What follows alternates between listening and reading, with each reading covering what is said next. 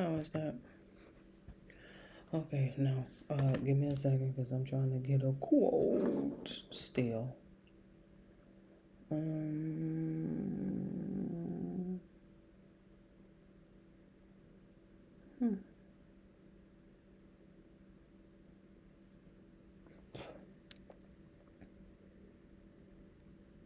Boundaries are a part of self-care. They are healthy, normal, and necessary. Oh. Oh. I let us straight to the point. Thank you. And like us straight to the point. Let me find my background. Let me find my background. Hold on. She probably ain't gonna have it on here. Give me a second. Let me at least get your background situated. Okay, I got a thumbnail here. Okay.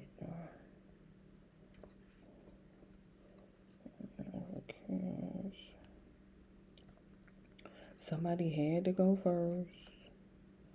Somebody had to get logged in first, and it just so happened to be you. I'm just saying. What's today? Thursday.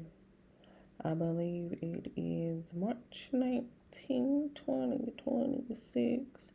Current time now is 9:39 p.m. Eastern Standard Time. Can I get a happy Thursday, please?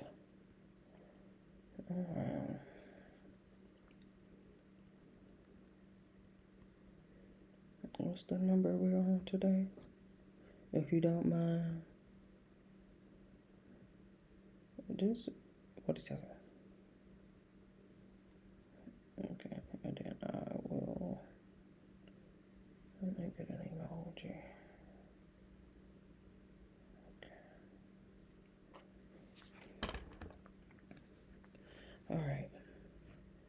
Okay. We should be all set. I did get the light situated before I got here. So that way, you know, I'm not clicking through.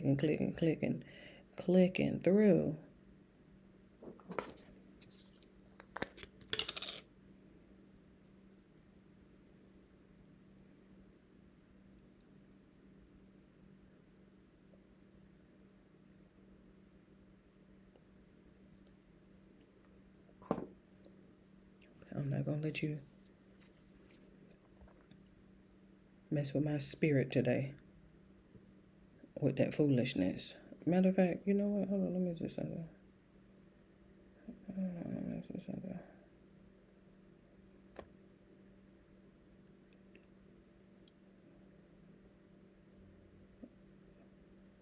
Hold on.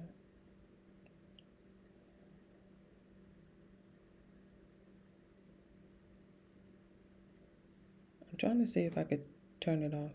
And will that... I'm like, okay, it ain't gonna be no chat. I'm just saying. Like, it ain't gonna be no chat. See what I mean?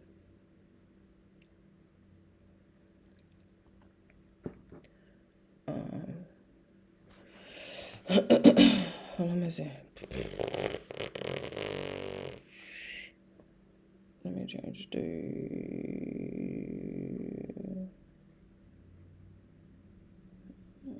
Okay, let me see. Will that sort of fix it, I guess? I don't know. Like, I'm just trying to get the Drewski.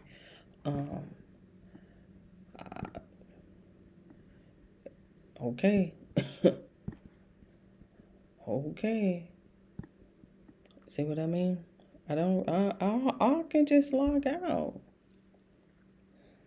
Like, I really don't have time for, like, this. You want to file free? Spam in the chat. Hit it. Somebody down here in the live chat talking about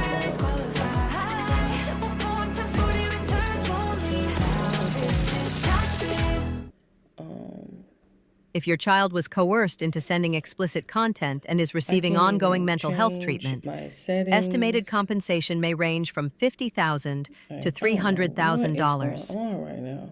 And in more serious cases, such And as the fact physical that I'm live abuse, is just attempted rape, blowing me. sexual assault, or I trafficking, can't even turn the live estimated chat feature compensation may off. range from $300,000 to over Like, $1 I million. can't even. Hi, Filing a claim is passionate free, living by confidential, Q. and takes just 2 to 3 Hello. minutes. And she's Hold on, because we're gonna have to start over. We can't jump in from what everybody else said. Like, okay, hello, Damon. See, look, that's what I'm saying. Like, what are we doing?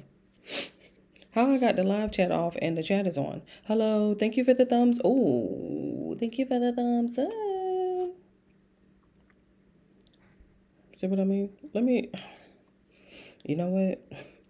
What are you doing right now? I'm watching Drewski. Thank you for the engagement. I see it. That's the only thing I want in my peripheral. I don't want that message keep popping up over and over and over and over and over and over and over again, over again. You should come to the house. Am I invited? Sky Bree, the porn star, right? Or ex-porn star? I don't know what she got going on, but okay. Let's check out the stats, because 162,563 people watching right now. Man, stop playing with Drewski, including me. I'm here. Hey, child, lights going up. You're gonna be a good live streamer I ever had. Oh, thank you. I be trying, like. Okay, come on. Hold on. Let me cut the volume up. All right. And then I bought some Chipotle because I'm hungry. Kinda, sort of, not really. We'll see. It depends.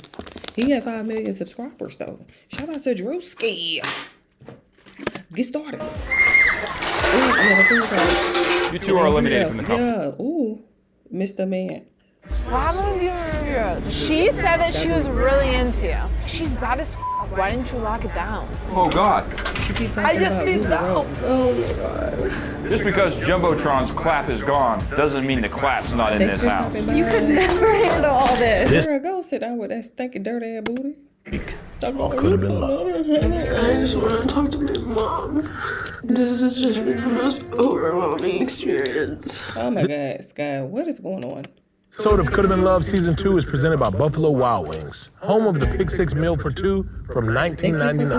Matumbo won't be aggressive. All right, come and back me down in the paint. Yo, you out of breath for real, huh? Come on. Okay, come on. You put my in the motherfucker on the floor, then you dirty. You're crazy. Girl, yeah, you should know that.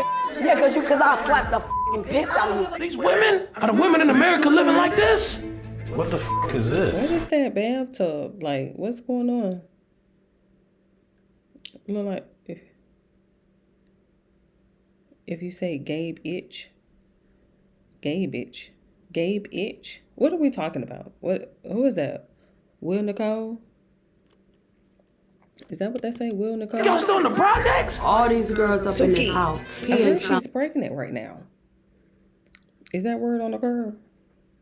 I don't know. Because, child, listen. Who was that? Dr. Umar. Atunde, whoever. You know him. Child, he said something about he ain't the baby daddy. I was like, wait a minute. Oh, okay. Oh, 7th grade. Oh, okay. Hey, well, I'm gonna tell you right now, none of them, you not about to marry neither of them. If it was me, I'd just pack all them bitches up and go to season 3. I can't lie to you, it's definitely big. Somebody throw Shamu back in the f***ing ocean. Put my on the floor. Are you down? Let me show you. Security!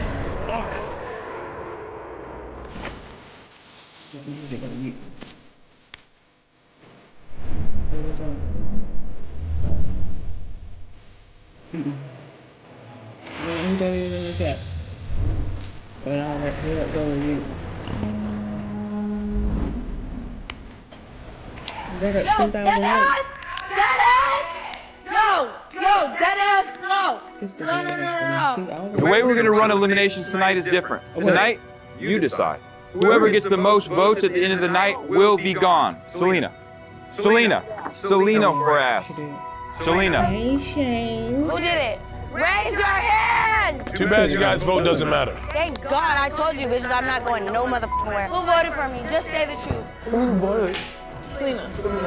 Only because I thought everyone was gonna vote for me, so it was like second most likely. Let me do Selena. You know what I mean? Like, it was a strategy thing. But then only one person. What's her bitch? What's her name? Her? What? Why is she so pissed at me? No, she's schizophrenic. Guy breathes, she's a following ass Ooh, weird they so bitch. damn dirty and nasty. Look at pizza boxes and shit. Takeout and shit. Ooh, they dirty, nasty trash on the floor. Ooh. My OnlyFans hits harder than yours on any given day. I can never respect nobody who did me dirty. You voted for me, bitch. This is so fake. Like, come on. No, it's actually super real. Because I'm actually her. I can tell this is No, I don't want to be a friend. I can tell you nightmare. I can tell you. You'll see Damon, are you okay? tonight. Cause you can't come over on somebody else. There's no one more insane than Selena, so I have this in the bag. You thought I was gonna leave in peace? Absolutely the f not. What you was gonna do? Don't worry about it. You'll find out if I ever do get eliminated. What the f is Selena doing still here? I didn't f you, I won't f you, but she's still here somehow. I don't get it. It doesn't matter, it was not personal. I don't give a f if it's personal or not. She got her damn thumb in her mouth. My face! This bitch is crazy as fuck, I can't take it no more. How am I a terrorist? Cause you harassing people. You know it, you're proud. So you don't even have to defend it. You like No, I'm not proud. Who would I terrorize? Name 5. Herbo, Lil Meech. Stop, don't chime in for her. I only know Lil Meech. Fetty Wap. 3 more. No! You guys thought you guys were sleeping, huh? No. I'm a real smart bitch. Yep, me. Always Mutombo, Skybree, and Strap. For sure. Unfortunately, Selena fell asleep and her plans to disturb the other girls backfired. But then she wanted to start throwing the bottle at me, and then she wanted to throw the orange juice, so then I hit her with the broom. Shit. Like, no! Why are you throwing shit like that? We threw fucking water, not a bottle! We threw water, not a bottle! You threw the bottle! Just cause you fuck Drewski does not mean anything, Bookie Butts. All this emotion rising high, everybody fucking crying. What y'all period synced up or something? We only been here a week. Are you really down for the cause? When it's just me and you behind all the walls. Up late, no one to talk to, what you call? If you hold it down, we gon' fall till we fall. That's what it take, you got what it take. Baby, just relax, put your back till it break. Tastes so sweet that I got toothaches. Oh, look at that booty, honey.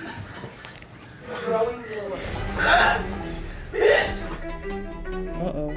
Not Perch harassing Star Blue. Your call has been forwarded to voicemail. I think she's on the West Coast. Your call has been forwarded to voicemail. The person you're trying to reach is not available. Right. I just feel like crying. I just want to talk to my mom. This has just been the most overwhelming experience. Girl, who you get I think I like came in very confident, How did it go? but it's been like a lot more overwhelming than I think I was expecting. I've never like been in a situation where it's like constantly berating like at me. Perks and Pitbully are the two that are like kind of intense towards me. Does anyone need a No, bitch. She thinks she better than me in her Sex and the City outfit. Fuck that bitch. Why you still here, Scott? You a stupid bitch. like eat something, your ass is small. This skinny asshole. Like it's like constant. Would Tumble want to be aggressive? Alright, come and back me down in the paint. Come back me down. Are you gonna go serious or not? Whatever you want to do, I don't know how serious you gonna take it. Let's get into some love and That basketball. ass is crazy. Come on. Come on. Drewski, what the fuck? What the fuck you doing, Drewski? That's not That's foul. No, ain't no foul. That's foul. Ain't a foul. 1-0. Ah, shit. Yo, you're out of breath for real, huh? Come on, at least be on shape to play against me. I could feel his breath on my ear when I was trying to dunk on him. Oh, shit. Come on. Hey. Gotta give it to her. That ain't Good morning. Look. They all crazy. Where's she going? Strava has definitely lost her mind. Yeah. Last night she was cleaning the fucking windows of the doors. Why are we cleaning the windows here? Where the is the goddamn clothes detergent? It's not fun when I'm dirty. Where the is the clothes detergent? I'm up here foaming at the mouth. I need to wash shit. I don't like dirty shit. I don't like dirty bitches. My clothes is clean. I'm in white. Oh, I know that's right, bitch. So let's see how long that nasty ass white lasts. Says the girl looking for powder. I this clean. She's still looking for her tripod. The bitch is still dirty, clearly. You bitches have no etiquette. You are naturally motherfucking dirty animals, bitch. I got enough money to buy new clothes every city I go to. Let's see if you take that shit with you when you die, bitch. I don't give a fuck about no money, ho. Bitch, I'll leave this bitch with some clean clothes, bitch.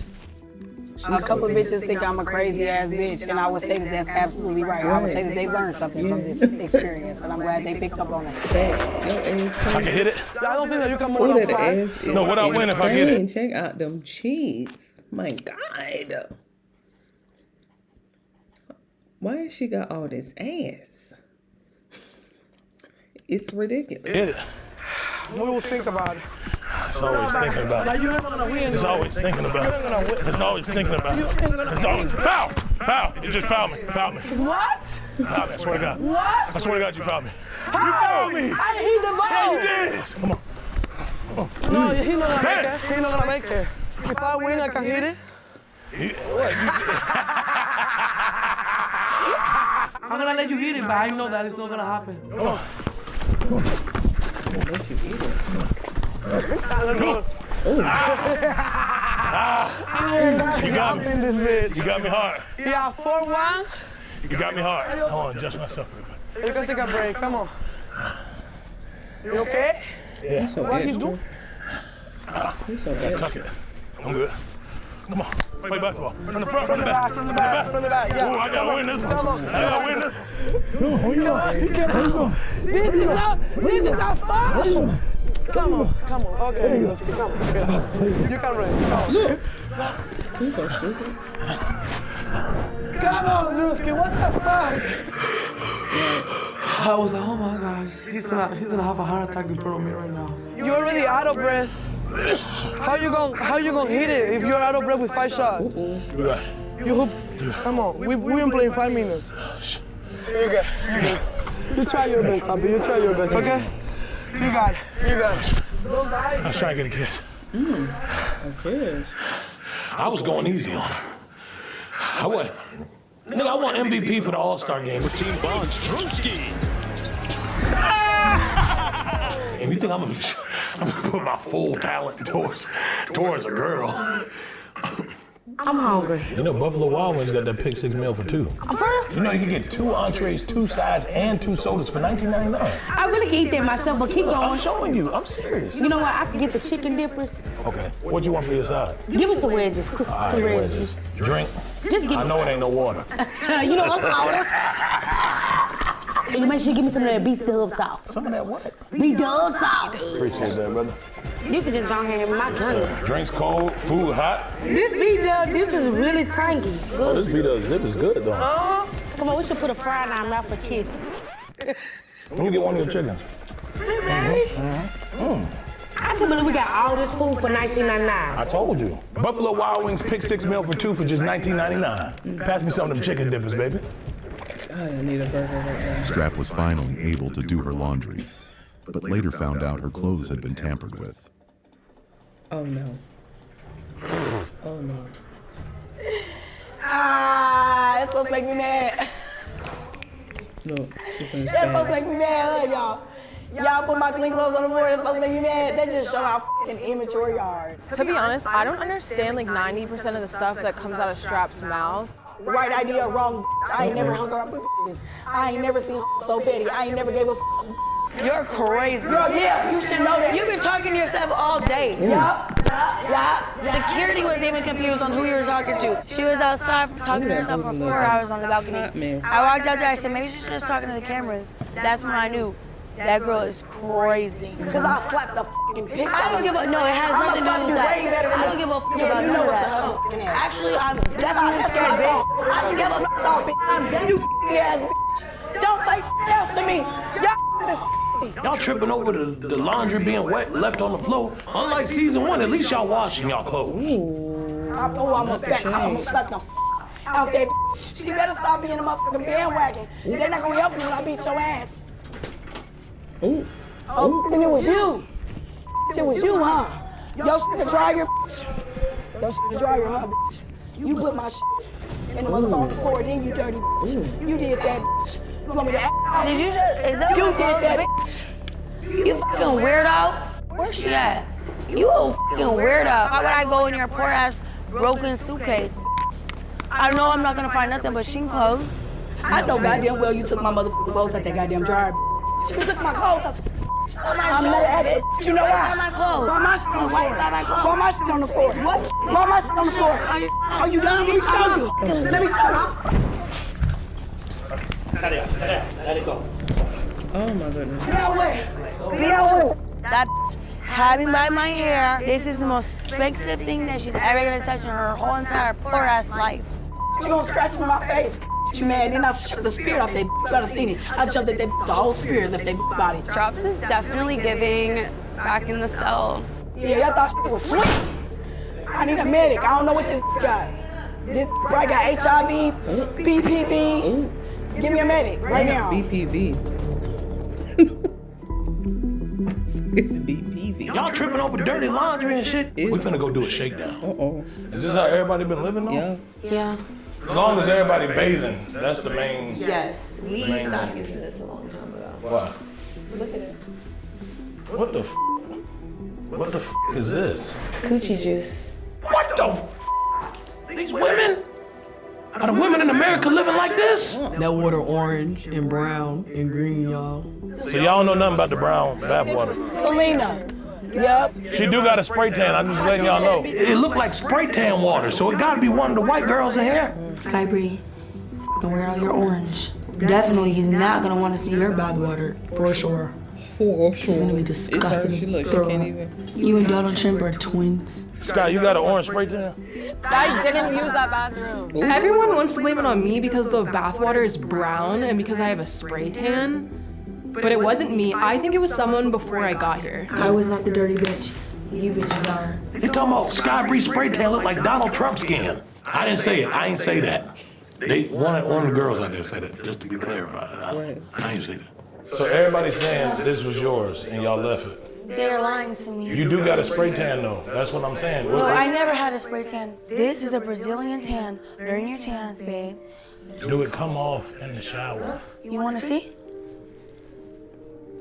Where's the dirt? It's right there. Stop opening That it was up my like hand, that. bro. No, the fuck it wasn't. Every bitch you got let go was. They all took showers. So everybody took a shower in there now. See, the accumulation of it is the issue here. Why the fuck you gonna keep piling up on it? Okay, one person, okay, cool. Two of them, bitch, you nasty. The third one, okay, you downright rank. You ever heard your grandmama say you rank? Rank. That's downright rank. Clean the fuck up. Some of y'all going home. We can't be lovers, so we should be friends. Make it to the end, take home a couple bands. Yeah. There could have been Love Villa, a house divided, but not for long. Meet my mediator. Ooh, Suki with the good coochie. Ooh, Suki got that good coochie. All these girls up in this house, he ain't smelling stink. And I don't know who all y'all fucking. We need to get to the bottom of this. What the fuck can a therapist do with two OnlyFans models? Hi, Daddy. Oh, you look like a principal. I thought it was the principal's office. It's a therapy session. I don't need no therapy. They said that you do, because they said that you were bro here trying to suck his real bad. He don't want that from you. No, he do. Just hold on. Let's get too spicy. This is the therapist, first of all. You took me to therapy? Both of y'all supposed to be in therapy. I am in therapy. Oh, yeah, you definitely need that. I wanted to bring the two beautiful ladies here. Bitch, you should have said hi when you seen me. Oh my God. You should have said hi when you seen me. see you. I saw him. But I now thought you this see, was now you see me. principal. So what they do? Cause I see you in my inbox saying you love me down. The bitch looked very average when I walked in. I couldn't even recognize her. And that bitch is a liar. I was never in her DM. She DM'd me. You be lying, man. Yeah, like You be in everybody's inbox. If you offer it for free and a nigga still don't want it, you was the problem. What's some good practices that you would say is for marital couples or Like martial couples, martial arts. no, not martial arts. Girl, marital. Marital. So married. Martial arts. Okay, well I'm gonna tell you right now, none of them ain't you not about to marry neither of them. Okay, no white. I know you ain't looking for no wife on this show. No, white women or wife? Wife. Oh. Wife? I thought you said You know white. what she said? I thought you No, said I white, said girl. wife. Oh, okay, wife. Yeah. She's not qualified for nothing. That bitch sings about selling coochie and all that other shit. If you're gonna take marriage advice from that bitch, clearly you're already wrong. And I don't care. It takes time to become a It wife. takes time. I like that. It takes time. It takes a lot of time. Okay. It don't take that much time, actually. I have a management company that said to start Management or pimp? Management. You didn't have to say that. Oh, I'm sorry. Okay. You ain't got Okay, to- management. It was a management Okay, company. it's a thin line. It is a thin line between management and pimp when it comes to that. I still don't believe that it's your I management don't hitting give me a up. fuck what you believe You're or like, not babe, believe, collab bitch. with me, please. I don't even follow you. never It says said follow please, bitch. back. I did not have no beef with Donald Trump at all, I swear to God. You look like Donald Trump. If you had money like you say you did, you would definitely afford a better spray tan, just like me. You orange too, though. Yeah, I ain't even gonna lie. You can't- real orange. Like the Oompa Loompas. She likes her skin on Trump, brain on Biden, and men on Obama. What? You're about to get kicked out. That's Cheeto Brown right there. That bitch is just jealous. I cannot wait to get my best bitch to fuck her baby daddy. Cannot wait. I just don't care because she's never someone that I would be friends with. You know what I mean? So it's Thank like when I God. leave here, I'm never gonna think about her ever again. Because y'all both be on camera. Well, Right? I retired 2 Everybody years done ago. did up in this mother. I retired 2.5 years ago. You retired? 2.5 years ago. Okay. Yeah. I've only been with one person the past So 2.5 you're not years. on. I haven't, but I don't post new You stuff be on it. chilling. Sky is the ultimate. Sky done been there, done that. She is retired. She don't even do no more like that. But you know you still do it. So why you sitting there trying to act better than people and say, yeah, you don't post like that? You're still showing that on there. You said it was a higher class of that you was than her. What's the? Shit, that's what she said. She said you said that. You said it was a higher class. She is a higher class. You anyone? I got a higher class. No, you don't. I got high class. You do that. Since I got on, girl, I'm on Forbes list. Oh yeah, you is on Forbes. He got that money. He got that money. So why would you fuck a bitch that's like on crazy? Girl, get away from me. I got high class. Ghetto. That's what you need to know. Just because you're in Forbes doesn't mean shit. Look at that stick figure and then look at me. They both after your money. No. I But you look nice. I think that's the only thing I give her is we're not after the money, but I can't figure out why she's here. I'm gonna figure it out. You're not here for the money, Definitely not bitch. here I for know the you have money. never paid taxes. Have you paid your taxes or not? I said I didn't know you were supposed to pay taxes on bro. No, you right. So you retired, but you made sure you paid the taxes off with the money before you Yeah, retired. and like quarterly. For sure. Hey, to the high class coochie. I mean, I definitely knew that Drewski was a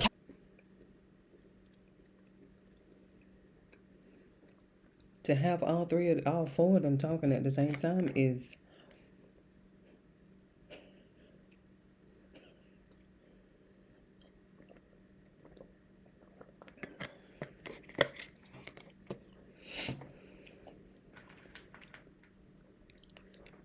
I don't even know what just happened. I'm still in the daze. That was pretty iconic. That little quad. Sky, Selena, Drewski, and Suki. I like that little entanglement. coming in. Otherwise, I wouldn't be here. He is in high demand. I mean, that's why there's an entire house of girls competing for him. Sure. I don't think that Drewski is Selena's husband. I think he's mine. God forbid you guys were trapped in a room together and you were the last bitch standing, he would never fuck you. Y'all the last two white crescent moon cookies left. Of course they feuding. I don't know your business. I'm just saying if you got a You man. need to look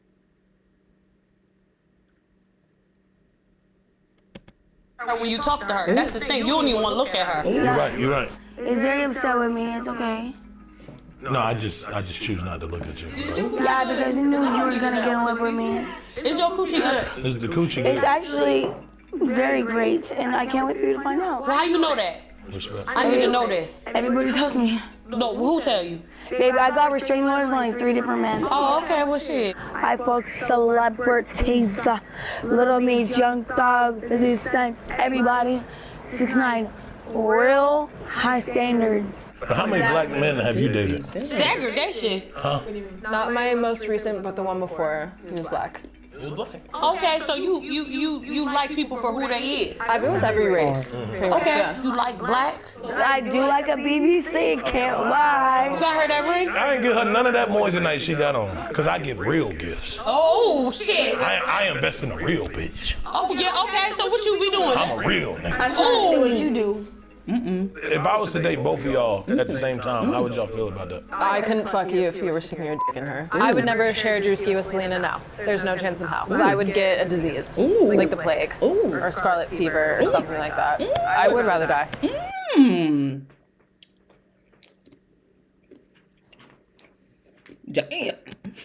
Than share Drewski with Selena. Well, I guess you're out. Who sucked the best? Oh, me. 100%. I know it's big. Don't worry. Even if it's not big, what that mean? Who the fuck said it wasn't? No, I'm just saying. What you talking about? Girl, my shit. The word around the house is Hey, hold up now. Child, you know they didn't know. All I'm gonna say is when I go to the bathroom, it hit the water. Oh! It's sitting in that little toilet tub. You ain't wrong. Fuck both of y'all. Y'all shit. Where the black holes at? You say her coochie better than yours? You know No, that. she That's didn't a say damn that. lie. She didn't say that. That's a damn She lie. said that. I heard That's about a your different shit. motherfucker. You heard I heard about about your shit. Swamp possum down there. They say you a squirter. I just said, Are you really down for the cause? When it's just me and you behind on the walls. Yep, it's amazing, ain't it? I'll just be putting shit on, coming up with shit, and I'll be looking good. Yep, I know. Excuse me? I'm coming, boo. Oh, sorry, I thought you were talking to someone. I'm always talking to myself. Is that a joke? She just will not stop talking to herself, like constantly 24/7. I thought multiple people were in there, so I was just gonna like go and see what's up. And no, it was just her. who this nigga? Okay, so. Yeah. No, that's a girl. That's a girl. I know you are. I don't really consider myself a stud. We'll talk about it later. No, Trap, you is a stud. You got a full fucking 10 for 8. Today. I don't like no fake stud. I've been crying after leaving with they. You been crying? Yeah, because I feel like I just wasn't pretty enough when you just. I finally Girl, you understood what good. girls was talking about, but not in my head. Hey, hold the fuck up, man. She full of shit. I'm nervous, baby. I got the same. You got gas? No, baby, just that fluctuation. Nobody don't care about that. It's okay. I came from my man, and I think this house should be respected. I fuck with this button down you got on too. I like that too. I like that button down. Do a little turnaround. Just a little something today. Just a little something. It's just a little black, little silk, little thing. I called just a little number. You should see me with that bust down. These bitches like to talk over me because they know when I speak it makes sense. Is you a stud? Baby, you won't see. He's a stud, man. That stud's always trying to disguise his other shit. I don't know why you trying to hide it. You need to be real. Honestly, I was excited to meet Suki, but Strap just be talking and talking and talking. So I can't be even the best of both worlds. I mean, what's the switcheroo when you can see your bullshit on your motherfucking pippin' and I don't like it, baby. This Selena tried to throw the at me, bro. I told her I don't want no. I'm done with him. If he wants to do that, we can do that. If my daddy want to do that, the ring around the rosy didn't come from me. I'm trying to keep these clean. She's a whole different color. I threw holy water on her. She started melting last night. You should have seen it. Let me shut the up. I ain't even gonna lie. He don't like y'all like that. Huh? That man really don't like me like that. And then Suki double confirmed it. Maybe I know what's going on and I'm lying to myself and letting this man bring all kind of to my face and flaunt them in here like I'm not that bitch. He don't care about what you talking about. What make you feel like you good for him? I'm in soon. We're in time. We're intertwined. I don't do too much. What the fuck that mean? Let me finish. How you looking at him? Let me finish. I'm talking to you, then girl. Don't do too much. Because you're showing out and I don't give a f. That's how you checking, nigga. Checking. You know what I'm saying? Like I'm really a queen, you know what I mean? So you're gonna talk to me nice. Yeah, you're right. You're right. You're doing too much in front of these people and I need you to bring it down. You're simmering at a 6, so I need you at a 2, okay, baby? I'm here for you. I can't keep up with what's going on. And I swear to God, I got this elastic band inside this that's gonna wrap you up. So That's tight. genetics. That's genetics. Kiss him. Kiss him. Kiss him in his lips. In his mouth. Put your tongue in his mouth. Yeah, put your tongue in his mouth. See, Strap, you lost the plot. You talking crazy to a nigga now and all this other shit. I don't even know what you be talking about when you come around. You lost me. You do? Yeah, get up there. Oh, yeah. Yeah, do that. Feel like Strap might get eliminated. Hey, come on, man. Get that nigga. Get that I nigga. told you Suki had gassed him up. Gassed her up. Get that fucking nigga. That nigga want me. He want me bad. I know he do. Yeah, that's how you do it. Oh, shit. We having fun now. Cause look at that. All right, man. Hey. Security. I'm chippy. Security. You're doing way too much. You always take it to a whole nother level, all this attitude, and you got all this animosity built up. Your time coming soon, man. My dress ripped and I was supposed to take this shit back. I'm not even joking. It was transporting me to another room so my man can come get me. And you know, that's our foreplay. That's how he like it. All them hoes is here for the money and the clout. I am. Did you pick more on the rookie? Yeah. Everyone's doubting him. He's just like me. He's 220 pounds of muscle and runs a 4.44. Practically twins, that's what I'm saying. You get $50 instantly when you play your first $5 lineup. But Prize it was nice to picks. see you, honey. Ladies, tonight's guest is Young Miami. She has a game called Risha Roulette. But here tonight at the Coulda Been Love Villa, we have our own game we'd like to play. I'm just saying, y'all know, y'all bitches better tell the truth, because if y'all know, I'm leaving with y'all nigga. Right, babe? No. Yeah. Okay. Yeah, no, we'll figure it out. So I need y'all bitches to step forward. For sure. Tell the whole truth, nothing but the truth. You ain't gonna leave with me. Now, this gonna be my nigga tonight. I'm cool with that. Step back and pit bully strap on makes you uncomfortable. All these bitches are emotionally unstable. Baby, I'm too big to be forgotten, you heard? Pit Bully, keep that shit to yourself, for real. Leave that for you and Drewski. I ain't here for that. Step up if you got a BBL. Ooh. Thank you. Nice. Selena, you got... It's not BBL, it's ass shots. The fuck you thought this was? What is that, though? Ass shots, silicone. Ain't nothing wrong with that. No, I knew that though. It ain't, but for her. It's super good. Y'all really got me in here with these circus animal ass bitches and I don't do this shit. Step up if you have seen any girls with bad hygiene, and you must call them out. Ooh. You must All call of these bitches. She got roast beef. Step forward if you got roast beef. You're not supposed to... You ain't supposed to brag about the roast beef. He's a fat nigga. Of course he likes roast beef. So y'all here for the love, right? And the money.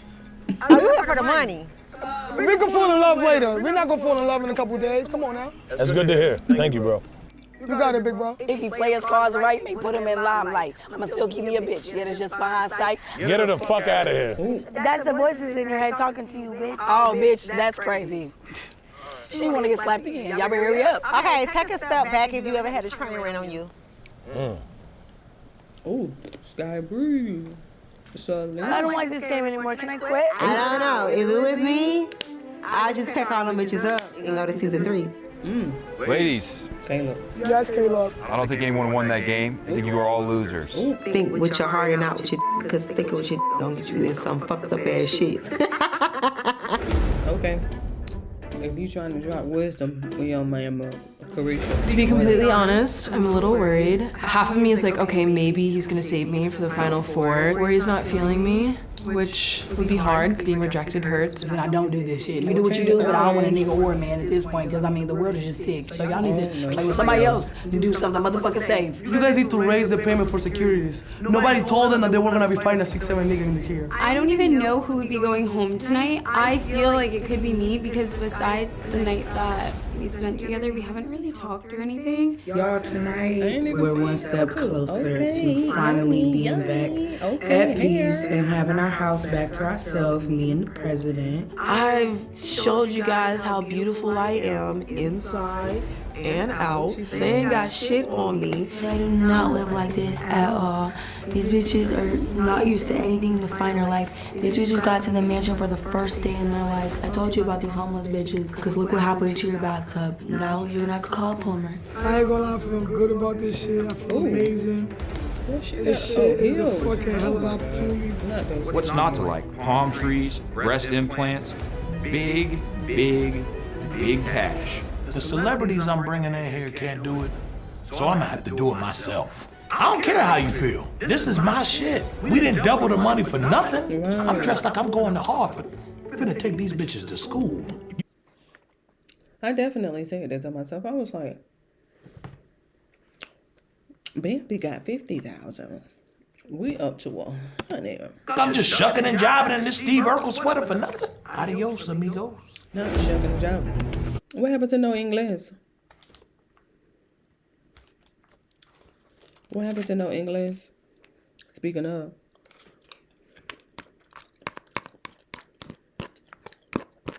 I guess she just left. She was just tired of the drama and she just quietly left. But she didn't get eliminated, did she?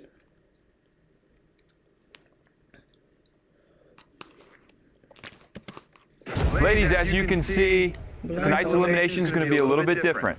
You can't see. I want to warn you, anyone who takes off their blindfold will be immediately eliminated from the competition.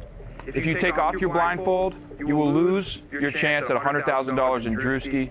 You will walk the plank before the elimination ceremony even concludes. Clap it up for your bachelor, Drewski.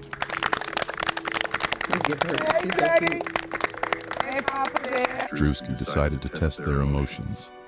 Unable to see, the girls couldn't tell that none of them had received a rose. Okay, ladies, the roses have been passed out. Okay. If you did not receive a rose, this is your chance to speak up why you deserve to stay in the competition. Wait, did I get a rose? Oh. No. Oh. Yeah, because I'm very deserving of it, and I'm very horny, and I'm very in love. And I'm the first lady, and ain't none of you hoes taking that position. All you have to offer is food stamps, bitch. Your milkshake's not bringing none of the boys to the yard, especially my man. You gotta go the fuck home, bitch. Ladies, this is the final 8. After this ceremony, only 6 will remain. If you did not just receive a rose, take off your blindfold. Thank God. You full of shit, mother. What the fuck? Stupid ass. Why the fuck you play so much? He loves it. I got on eyelashes. You fucking on my eyelashes today. You said switch it up. What are you wearing, Pitbull? I don't know what. Oh my God. You owe us money. 6 of you will remain. 2 of you will walk the plank.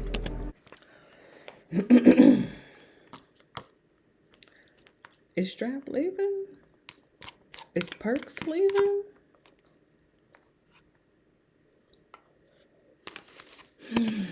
Let's begin our rose ceremony. The first woman, beautiful woman, safe here tonight. Look at Ava, look. Milkshake. Perk. Ooh, Perk. Move, Okay. Perk 30. This is gonna bring me somewhere where now I'm selling the strongest Thank drug. you. Oh, please. Oh, please. They're jealous. Congratulations, Perk. Thank you. Bye, hoes. Jealous. I didn't think he might not would choose me, but like knowing I'm here, I'm like tearing up and shit. The perks are working. Oh my God. Perk makes it to the last day. Well, everybody else make it to the last day.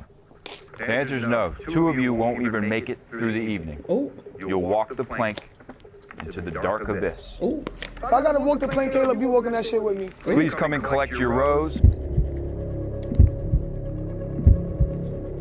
Earthquake. Milkshake is earthquake. Milkshake. Milkshake. I know. I make the She's gonna win. I'm telling you, man. I know. Milkshake. Look, And I'm a shoot. sexy ass earthquake. Ooh. But next time, I better be called first. Ooh. Because why? I'm first lady. Ooh. I'm first lady, Drewski. So you do like big bitches. Duh. He loves it. I don't discriminate. I can't tell. Oh. Girl! I'm telling you. Look. How we feel, ladies? I'm feeling good. Do you like your chances here? I guess. Uh-oh. I feel on edge. I feel like we haven't had much time to talk, so I don't know how you feel. You think you deserve to stay in the competition? I do. I don't know if he's scared of me or he likes me, so it's kind of like, we'll see. What does your gut tell you? 50-50. 50% he likes me, 50% he's scared of me. The next lady who's safe this evening, who can come and collect her rose, has a chance at $100,000 and marriage with no prenup to Drewski. Not no prenup. I don't know about that. Look, no prenup. What's that? Me like you. Me liking. The first time was good, but the second time was better. Okay, well, just hold the fuck up because slow down. Come back. We're not letting you get away with that. Uh-oh. The first time was good, but the second time was better. Right. You a hoe anyway. You're broken. You're used as a fucking rag, bitch. I think Selena's jealous of me. Like, I'm cute, I'm natural, I'm not botched, not ran through, and I got to fuck. Ooh. Final five. She's really jealous about Please you. come and collect your rose. Strap? Strap. Oh, I was about this.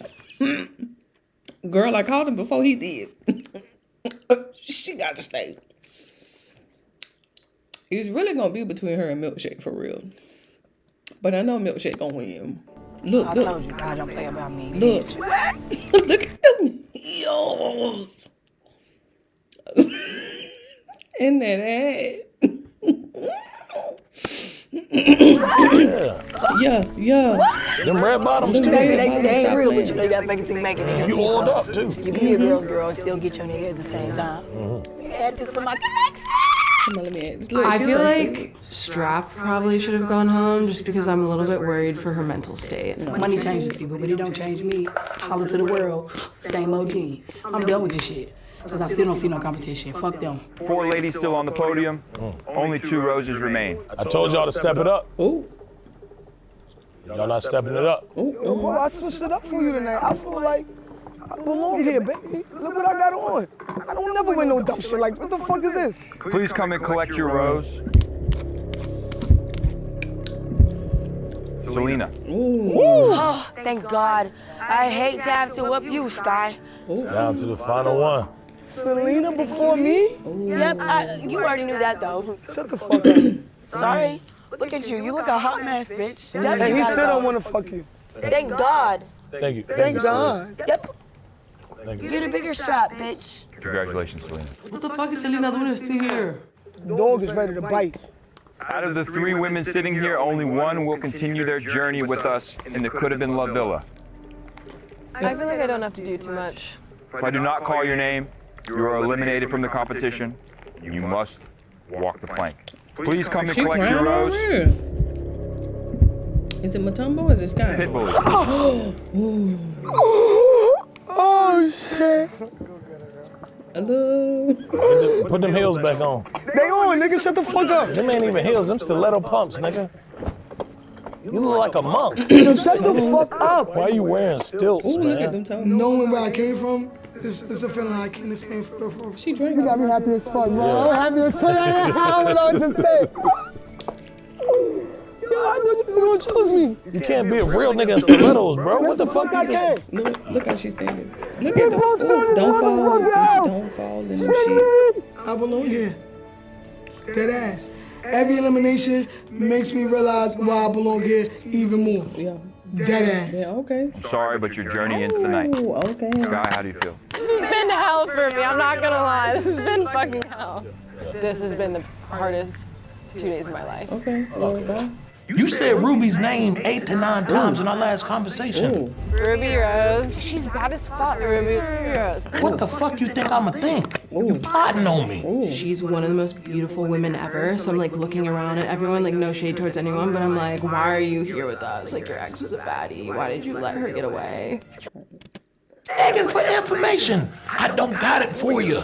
I ain't got nothing for you. I know you got the money already, so you ain't give a fuck. Look how you acting. I kick her out of here, she don't even give a fuck. You worry about comfortability. You want, I was uncomfortable. I don't give a fuck. So many girls out here gotta fight for that $100,000. Motherfuckers out here hungry, man. If it makes you that upset you're kicking me off for talking about your ex, maybe you're still hung up on her. No, I'm still gonna watch the video. Oh. I still jack off too. As you should. Yeah. Mutombo, I think after you turned into Godzilla that night, Let me saw her! you scared everybody on set and you scared my entire team. And after you backed me down in the paint today, I think I realized I'm less of a man standing next to you. And when I say less of a man, I mean I shouldn't be on my tippy toes when I'm trying to kiss you. Girl, I'm 6'3", 300 pounds. I'm not gonna be standing on my tippy toes kissing my wife. You talking about my wife? My wife? Who you referring to? You referring to my wife? But unfortunately, ladies, it's time to swim. It's time to go scuba dive. We still gonna bill you for this. So you can take this with you. What the fuck is this, bro? I know how to keep this, right? I don't understand why you have a toilet if I cannot sit on it.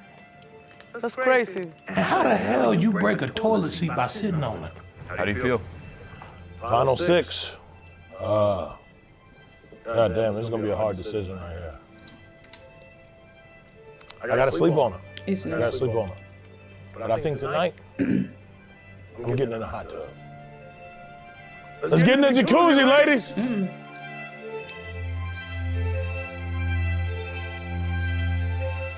Uh-oh. Be careful, girl. That got me fucked up! Yeah! Because you pissed me off, but it's okay. Who's she talking to? Start over, babe. That girl's still talking to herself. Who's she talking to? Real life have OCD. It's more important to me to do this than to get in there fucking with them bird-brain ass bitches. I don't know, Selena's being fucking annoying. We threw some water on her, whatever.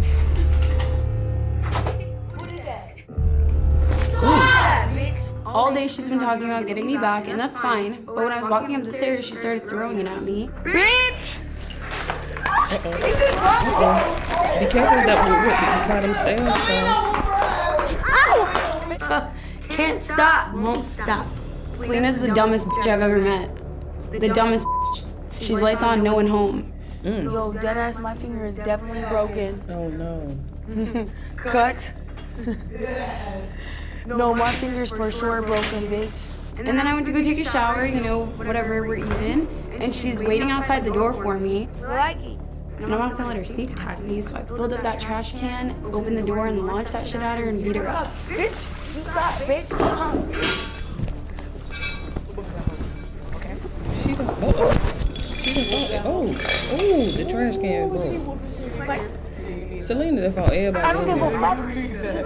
And I ain't gonna hold you, Maliki ate that up, took all her tracks out. You didn't see her hair's a little thin.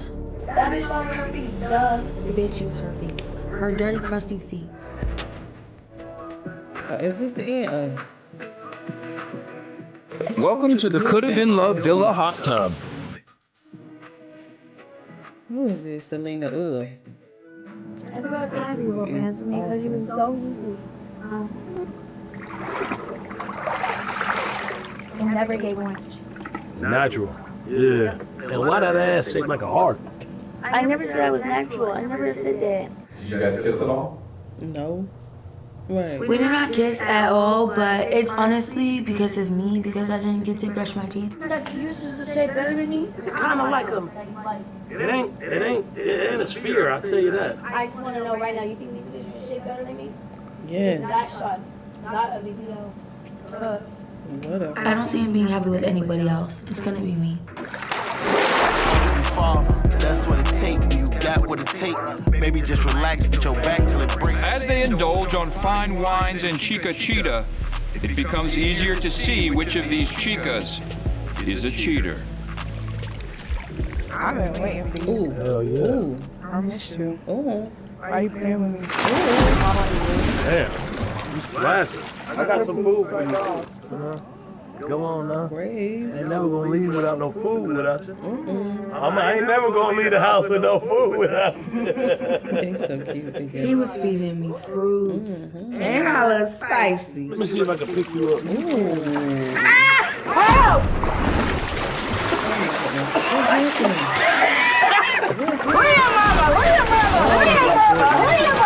Yes, Daddy, I missed you. I had needed that. See, you can't handle it. You stay. Look at these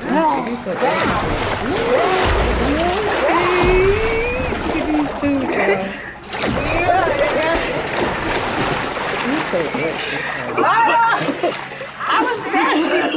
I really am fucking hungry.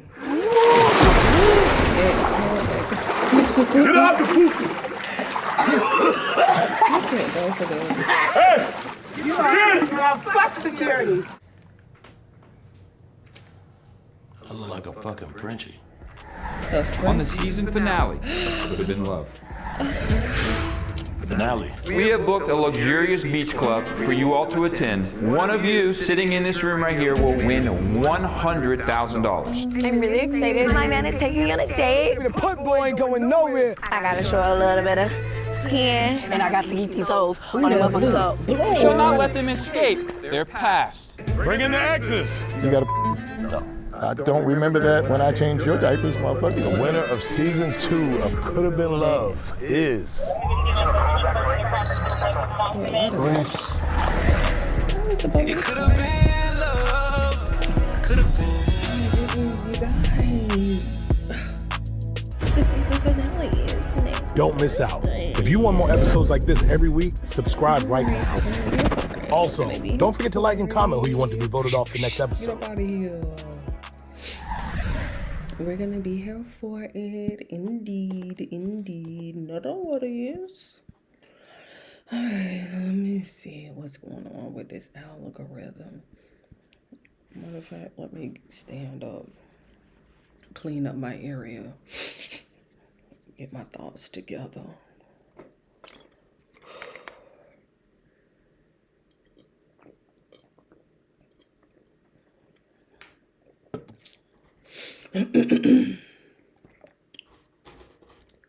That was very interesting. I'm talking about inside breed. Okay.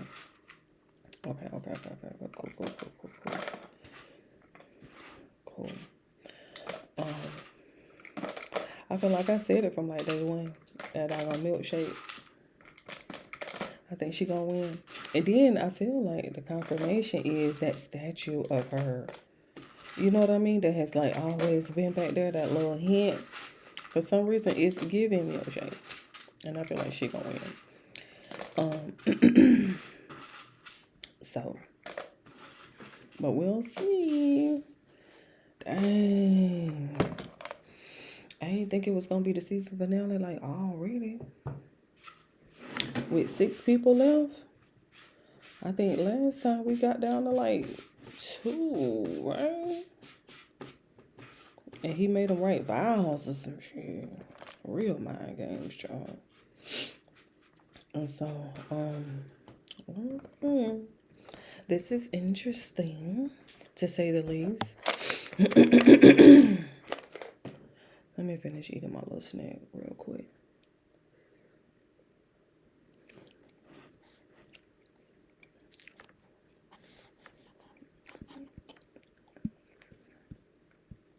Before I take my dishes up.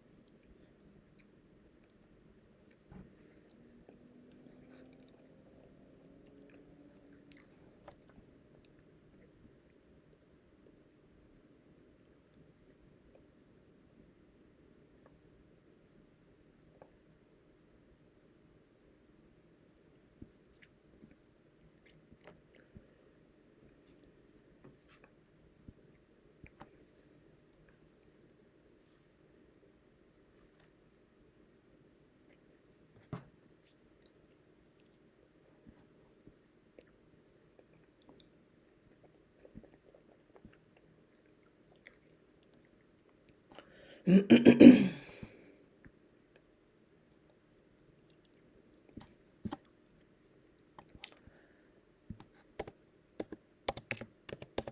thought that the Joe Kemp interview was dropping today.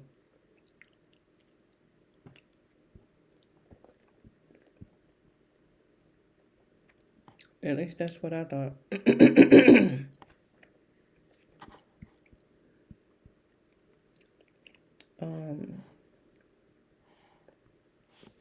And then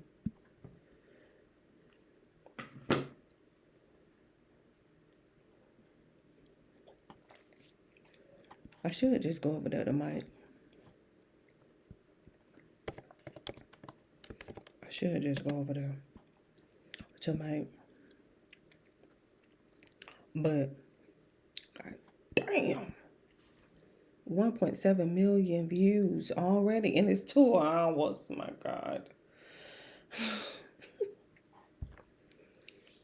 It's 2 hours. Even if I speed it up,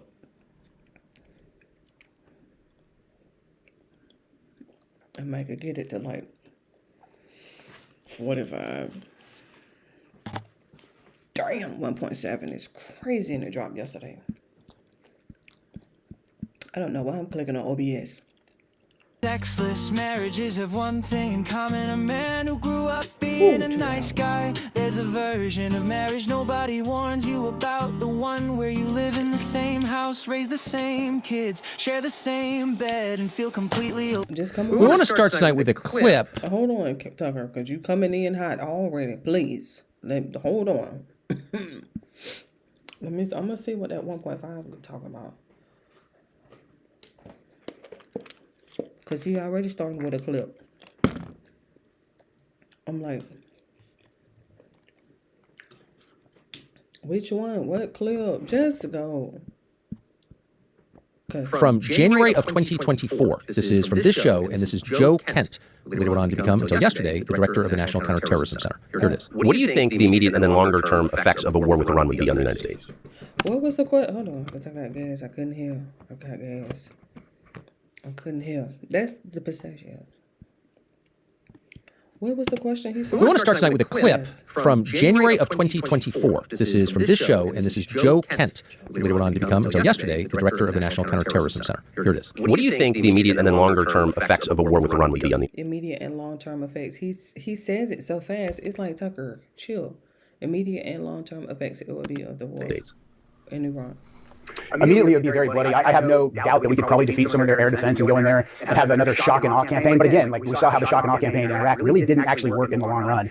So I have no doubt that we'd have some immediate results that people would cheer about here in the United States. But Iran, Persia, has always been an empire. It's been around longer than any of the other players in the modern Middle East right now, and they are not going anywhere. If we get deeply involved and deeply entangled with Iran, we are playing right into China's hands, because China would like nothing more than for us to be committing our military industrial base to a war in Eastern Europe, in Ukraine, and then to be committing our conventional military power, our blood and our treasure, back in the Middle East. That will make the Pacific, our actual border, extremely vulnerable to Chinese aggression. Or China will simply just watch us bleed out economically as we bleed out on the battlefield on these couple different theaters. It's absolute insanity. It's opening up Pandora's box. And again, for what gain to the American people? So the very first thing you notice about that clip, which was shot almost exactly a year before the current president was inaugurated, is that it was right. It was prescient. He called it. He called the general outline. Not that it was hard to call, but Joe Kent knows what he's talking about. He spent a lot of his life in that region, and he said, a year before this current presidency began, this is a big, serious country. It's the oldest civilization in the region, and if we went to war with Iran, there would be a momentary sugar high. Americans would support it because they support their own country, and they certainly support their military, and people would approve of it. But very quickly, you could see a process by which we got caught there, trapped there. Bear trap. Hard to extricate yourself from that. And sitting on the sidelines would be our chief global competitor, China, who would be silently nodding along with a slowly spreading grin, knowing that they were the main beneficiary of what they were seeing, of our waste of American lives and treasure, as Joe Kent said. So we haven't reached that stage, thankfully. We're moving toward it, and everyone who's watching carefully knows that. And if you're honest, you know that. So this is a very serious moment we're in, and we're watching not just... Hold on, because I got to take a stretch break. I'm not just going to be sitting here. I got to get up, stretch my legs. Goodness gracious, 2 hours. Okay. Let me go ahead and take you off the charger. Make sure you're charged up.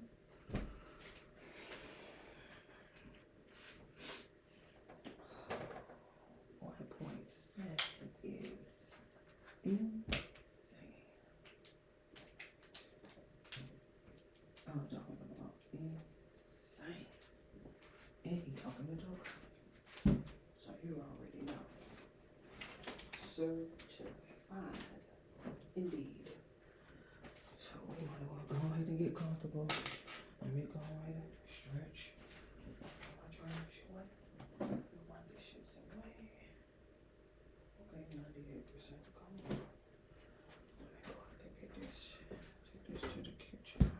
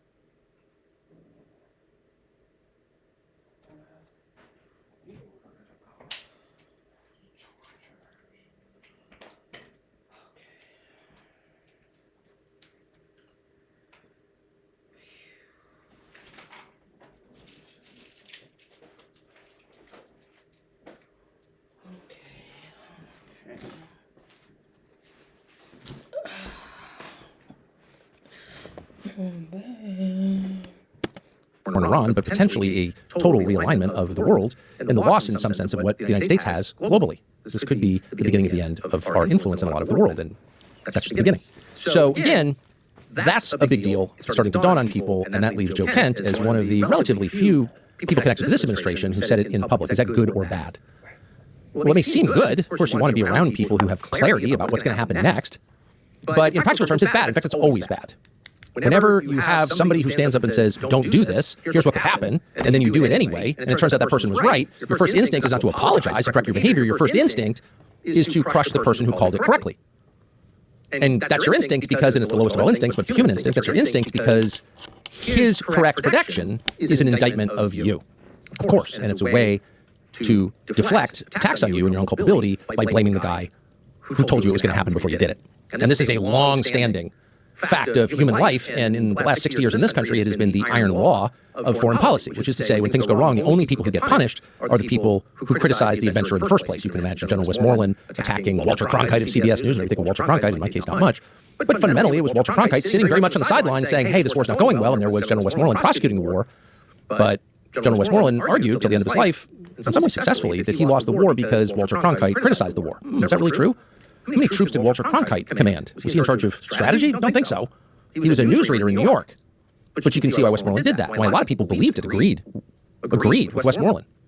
You saw the same thing happen in the days after the tragic and incredibly stupid Afghan withdrawal under Joe Biden. That didn't help the United States. Of course, we had to get out of Afghanistan, but the way we did it, we would argue that was a good thing. It was a terrible thing. It resulted in the deaths of a lot of Americans. So who was punished for that? As far as we can tell, and we've checked, only one person. And that would be Colonel Stu Scheller of the United States Marine Corps. What was his crime? Planning the withdrawal from Afghanistan? Oh, no. No, Stu Scheller's crime. If you're an entrepreneur, procrastination is your friend, not your enemy. And here's the proof. Hi, my name is Cal Kanai, and I wasn't always a... Was saying out loud, boy, that didn't work very well, and why'd we do this? And for that, he went to jail. The people who actually did it, who gave the orders, or who carried them out without asking questions about them, which was everybody else, they're fine. You don't even know their names, and they certainly haven't been penalized. So there is a long history, because this is a standing feature of the way people are, that you criticize those who told the truth and who were right, who called it ahead of time. Now, in a functioning society, you get a hold of yourself, and you understand that people are like this, but if you want to be successful as a society, you have to restrain that impulse, because it's low, and it's counterproductive. And if you silence people who tell the truth, you end up making the same mistakes again and again and again, and maybe that's why we're here at this pivotal point in our war with Iran. So that's the first thing you notice. Joe Kent was right, therefore Joe Kent must be destroyed. And there's, of course, this ongoing effort to do that, to dismiss Joe Kent as a tool of the Islamists or a leaker, or say he's married to someone who works for Hezbollah, or lie after lie after lie, but they're all aimed at Joe Kent the man, at his motives, at his character, at his personality, at his wife. And that's by design, because none of them touch on his reason for resigning as director of the National Counterterrorism Center, because if you focused on that, you'd have to answer his questions. You'd have to answer, is this true? Is there Joe Kent, who possessed highest level intelligence clearances, who was really barred from knowing no secret in the U.S. government, since he's one of our top intelligence officials until yesterday? Seems like a pretty informed guy. Is what he's saying true? That's the last conversation anyone in Washington wants to have, so just attack him. And you're going to see a lot more of that. The people who said this war was a bad idea will be punished, and the more it turns out they were right, which is to say the worse this project goes, the more it becomes obviously counterproductive to American interests, the more vigorously they will be punished, unto and including jail. Stu Scheller went to jail. Probably not the only one who will going forward. So you should just know that and understand what you're seeing in those terms. The second thing that comes immediately to mind when you watch Joe Kent from January of 2024 talk about what would happen if we went to war with Iran, is that what he said that day, a year before Donald Trump's inauguration, could have been said by Donald Trump, maybe with a different style. He was making Donald Trump's case. The case that Donald Trump has made for a very long time. Donald Trump, as everybody knows, became the Republican nominee in 2016, 10 years ago, in part because he was the only Republican running for president that year out of a field of nearly 20 people who was willing to say what everyone else knew but was afraid to say, which is the Iraq War didn't help us. It hurt us. It was a dumb idea, and it went on way too long, and it became the quagmire that people like Donald Trump predicted it would be. And the American public, so relieved to hear the truth about something they already knew, made him the Republican nominee despite maybe some concerns. But they did it because, hey, he was right, and he's the only one brave enough to say so. And Donald Trump made varieties of that case for the next 10 years, and in many cases specifically about Iran. Because Trump has seen, long before most people in Washington, before almost anyone in Washington, the big picture, the outline, which is this is a contest between the United States in the West and China in the East, a rising power that matches or maybe exceeds our economic power globally, and we have to figure out how to apportion power. And we don't get sidetracked with engagements like, I don't know, another endless Middle Eastern war, because in the end, the only winner of that conflict is China. Is China, in this specific case. Whoever in the end settles this conflict, whether it's the United States or some other power, whoever comes in at whatever the end of it is and says, enough, this is hurting the world, each side has made its point, but the global economy has a critical interest in the Persian Gulf, that's energy, and we're going to stop this now. Whoever that person is will become more powerful than ever, and everyone else will become less powerful. The person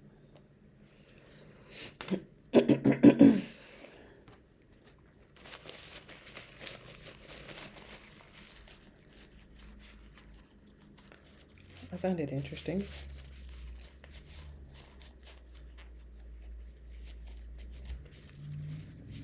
I find it very interesting. Something about that paper towel, child. She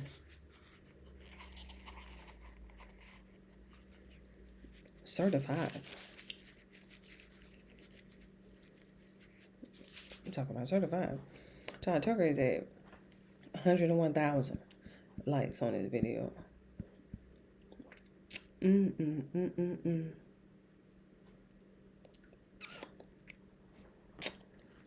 I do find it quite interesting, though, how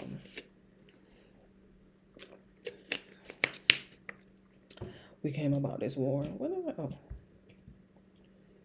And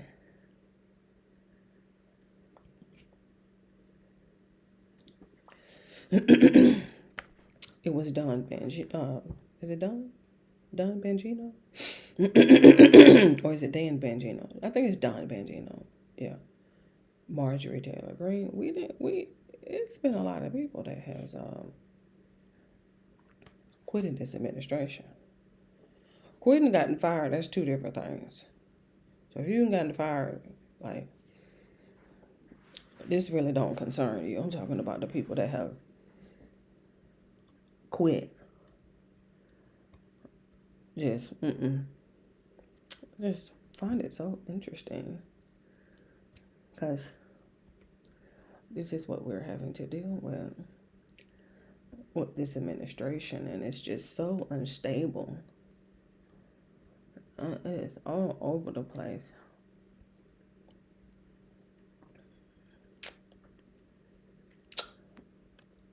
Settles disputes is in charge. Not the person who starts them, not the person who wins them, the person who stops them. When Dad comes home and stops the fighting between brother and sister, who's in charge? Dad, because he stopped the conflict. All of which is to say, if at the end of this conflict, it's China that comes in, China which has a vested interest in what happens in the region since they're a major consumer of Gulf energy, if it's China that comes in and restores the energy flows out of the Persian Gulf and restores some version of peace, gets the fighting to stop, then China is in charge of the Persian Gulf. That's just a fact of nature. And so a lot is at stake, as Joe Kent knew, as Donald Trump knew. And so the question is, how did Donald Trump, after 10 years of saying one thing, do in the pivotal act of his presidency exactly the opposite? That's not just an academic question. It's not the beginning of a conspiracy theory about some shadowy lobby. It's the most important question we face, because this is not the first time the United States has entered into this kind of war against the wishes of its own population and in clear contravention of its own interests, against its interests. This isn't good for us. No one has made the case that it's good for us. And increasingly, as the days pass, it becomes obvious to everyone why it's not good for us. And if you don't believe that, then check the prices of food and fuel and everything you buy, because everything you buy is dependent on the price of energy and the production of fertilizer, both of which are affected almost immediately by the closure of the Straits of Hormuz.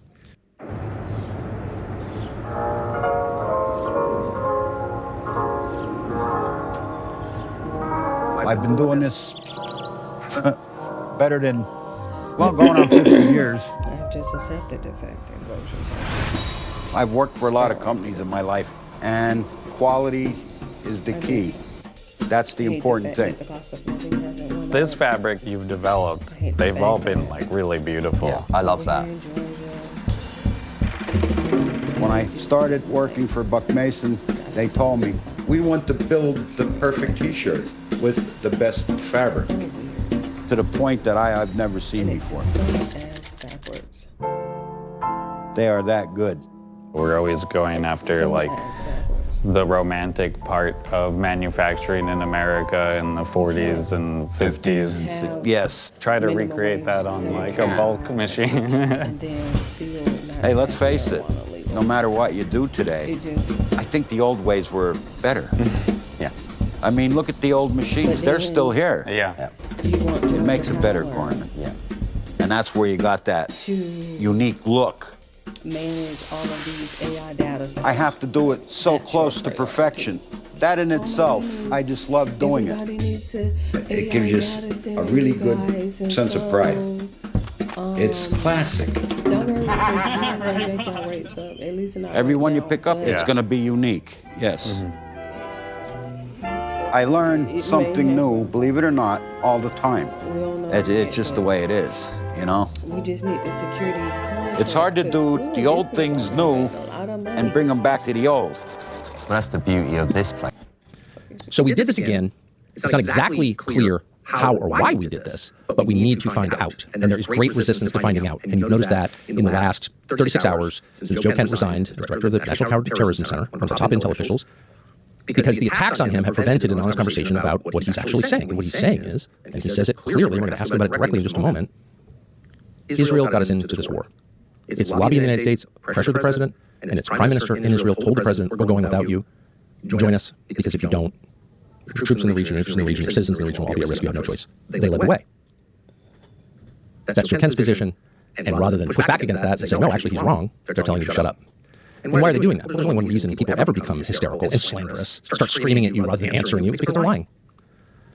And the truth is, this is not the first time you've watched people in charge lie. This has been going on a long time. And lies give way to a whole bunch of bad things. More lies. Once you tell a lie, you bolster it with further lying. Hysteria, the fear of being caught lying. the rage and slander. If the person catches me lying, he wins in the zero-sum game of lying. I die. You go in the attack to cover your lies. And bad judgment. You can't make wise decisions on the basis of lies because they're not true. They're not based in reality. It didn't actually happen. Or in this case, it did happen, but you're pretending it didn't. So a country based on lies, like a family based on lies, like an individual life based on lies, cannot succeed. In fact, it's hellish. As all of us have experienced in our lying. And so the only way out of this is to stop lying, is to tell the truth now, probably 63 years after we should have started telling the truth, but it's never too late to tell the truth now about everything. Because it's never as painful as you think it will be. It's actually an act of liberation. In fact, it's the only real act of liberation. Telling the truth sets you free because the truth itself sets you free. That is always and everywhere a fact. And the longer you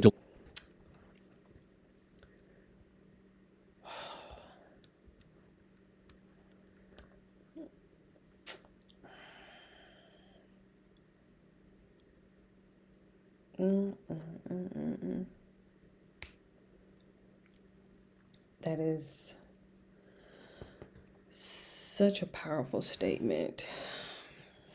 That is so profound and just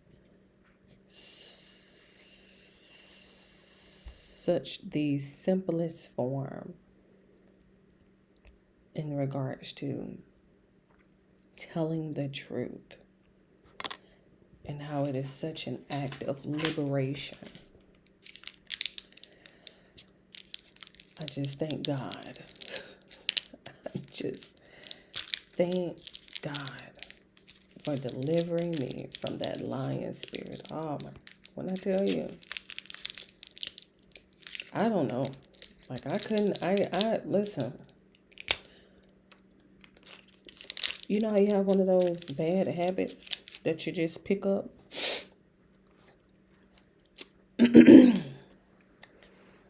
One of them bad habits that you just pick up and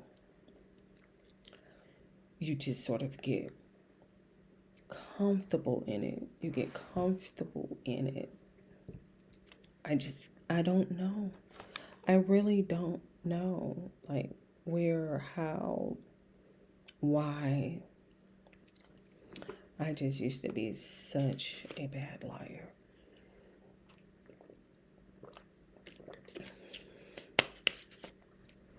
And it led me nowhere.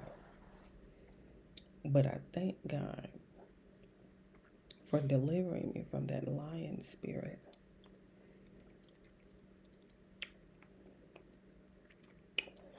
Because the consequences is just doing that, the more horrible the consequences of your lies. So let's hope that tonight, with this conversation with Joe Ken, is the beginning of the long overdue truth-telling, which is the only thing that will save this country. And one final note about Joe Ken, who I spent the last 24 hours with.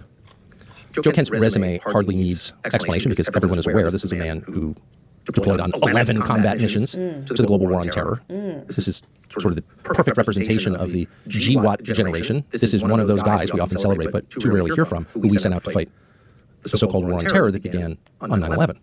And it's an entire generation of men who look and sound, for the most part, very much like Joe Ken. So the implication, of course, he doesn't care about security or he's soft on Iran. Joe Ken spent, well, the majority of his 20s and 30s fighting Iranian proxies and watching his friends get killed by them. So this is someone who has actually earned the right to speak about Iran and the war on terror. And of course, it was the National Counterterrorism Center. So it's thought a lot about terrorism in this country and the blowback from events like this. We're going to ask about that as well. But the other thing to notice about Joe Ken, and it may be his defining factor, is that he doesn't slander anyone. His resignation letter was not an attack on Donald Trump. It wasn't a promise to write a tell-all memoir about what he saw on the inside or to aggrandize himself or to get a job on a TV show or sell something. I asked him at dinner last night, what are your plans? None. He did this purely because he believes, as he'll explain in a second, this is the only way to save the United States from certain disaster. Tell the truth.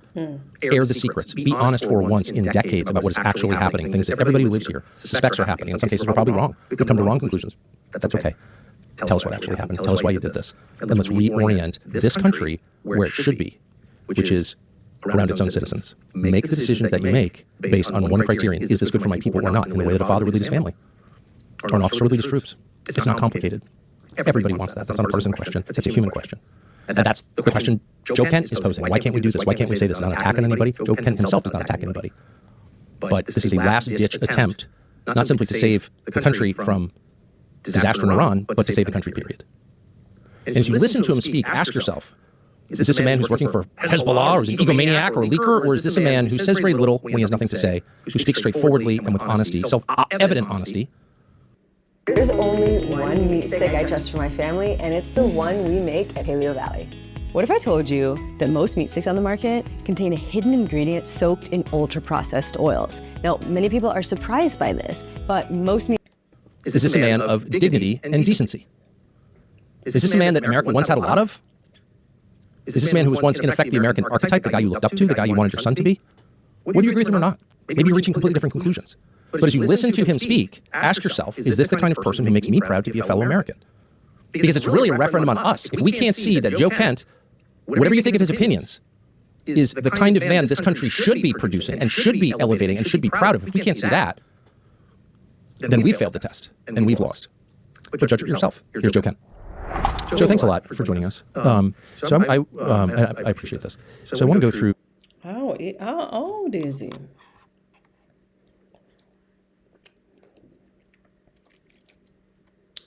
He got tattoos.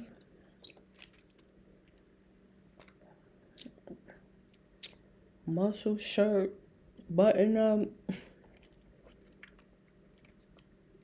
Look like he got abs. Look like he got chest, pull-ups, push-ups,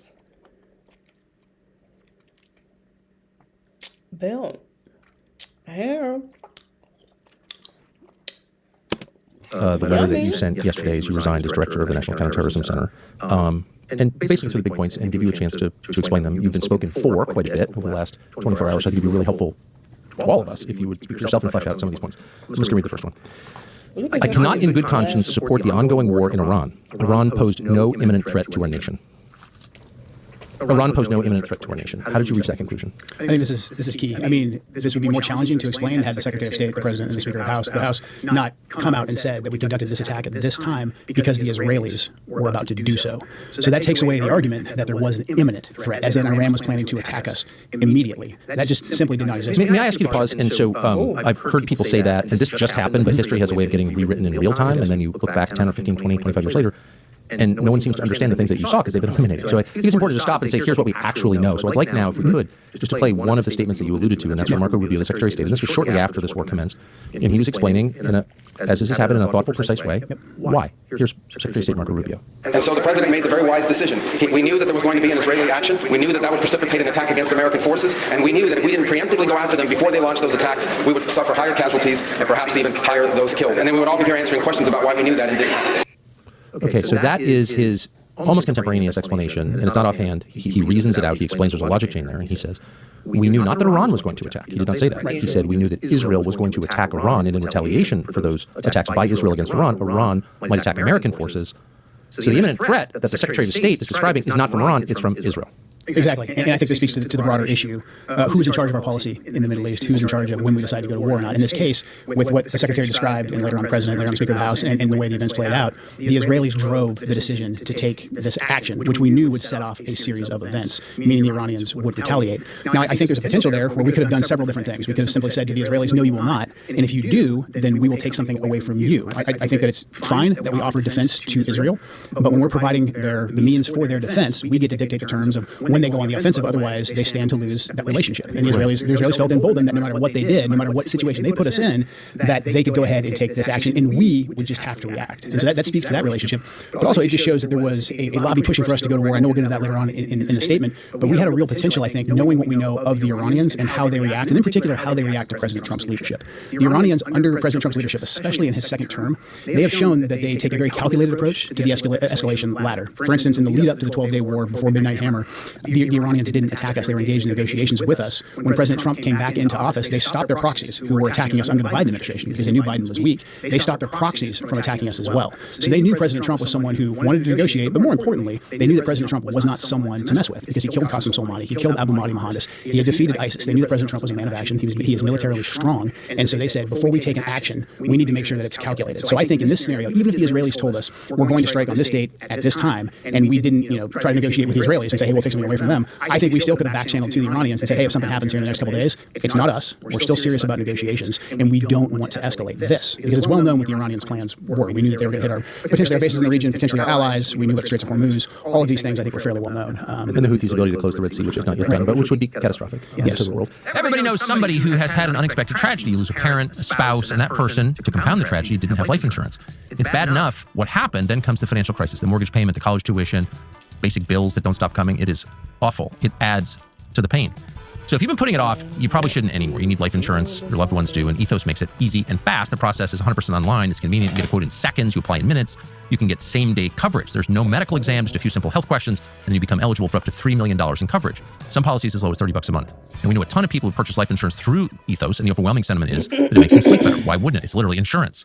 Few things as calming as knowing you have helped protect your loved ones in case something unexpected and awful happens. Help protect your family with life insurance through Ethos. Get your instant free quote at ethos.com/Tucker. Ethos, ETHOS.com/Tucker. Application times and rates may vary, but they're good.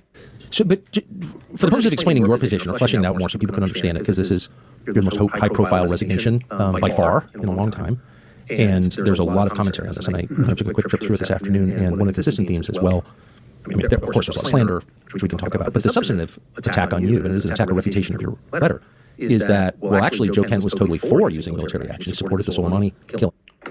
Whoa.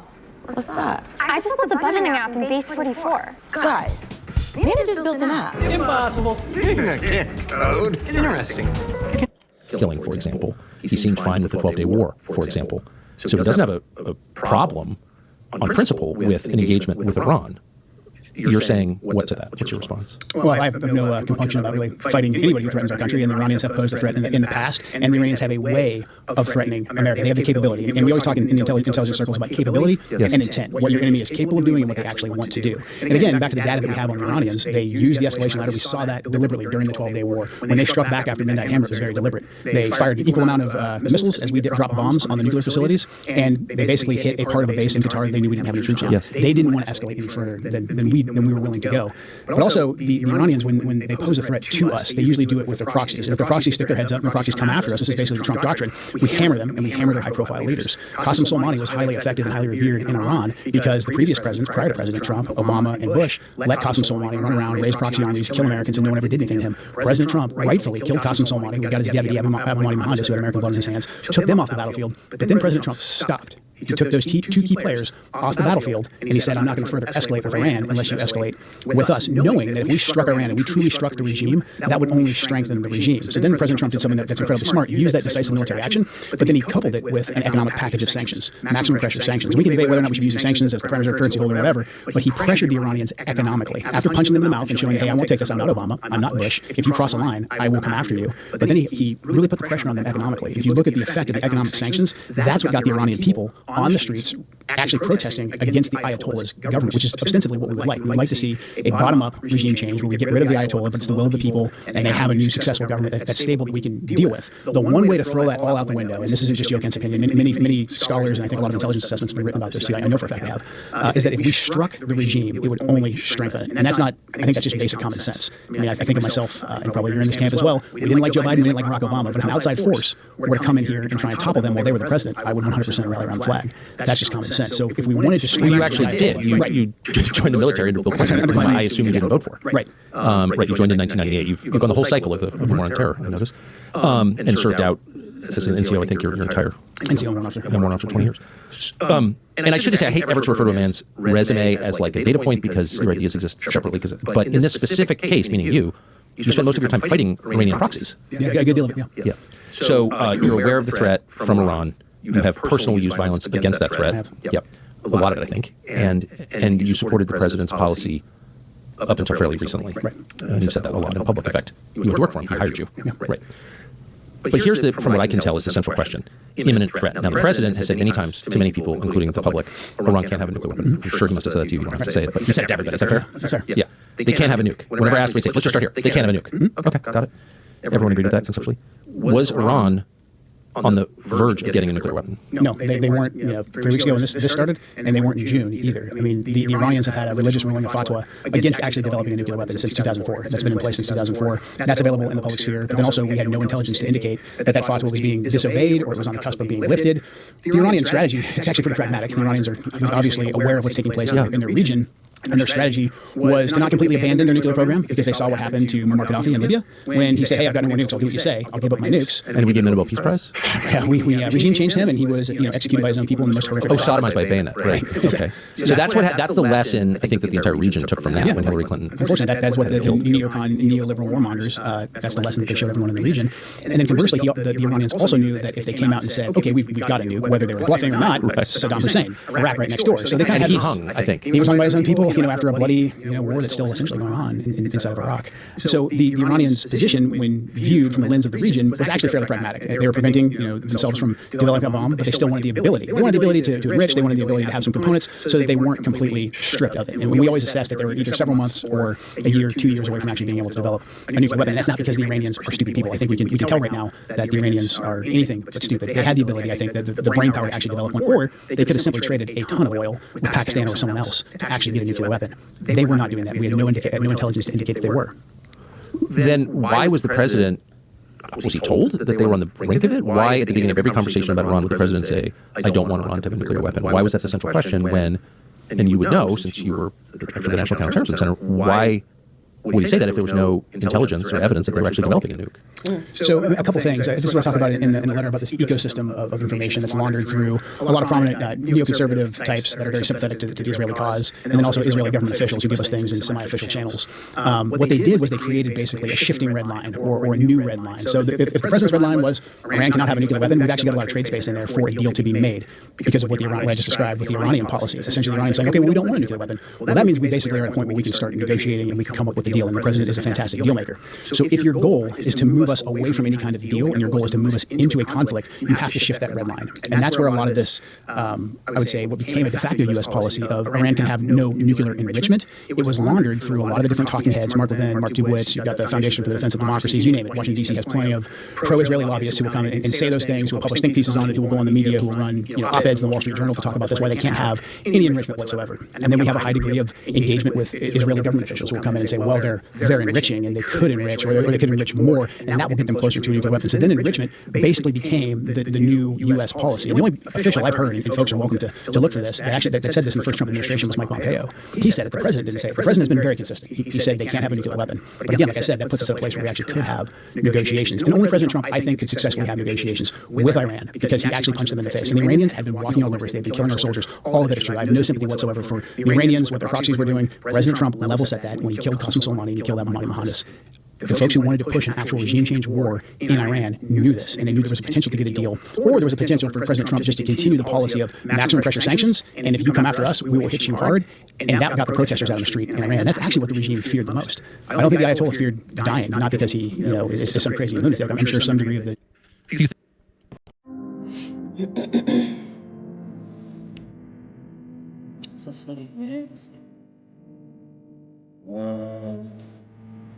Doesn't look like the biggest one.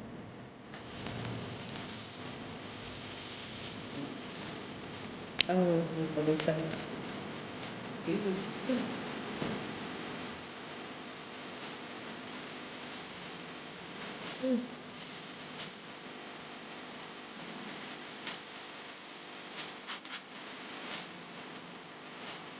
Okay. Oh, that's how we're gonna go.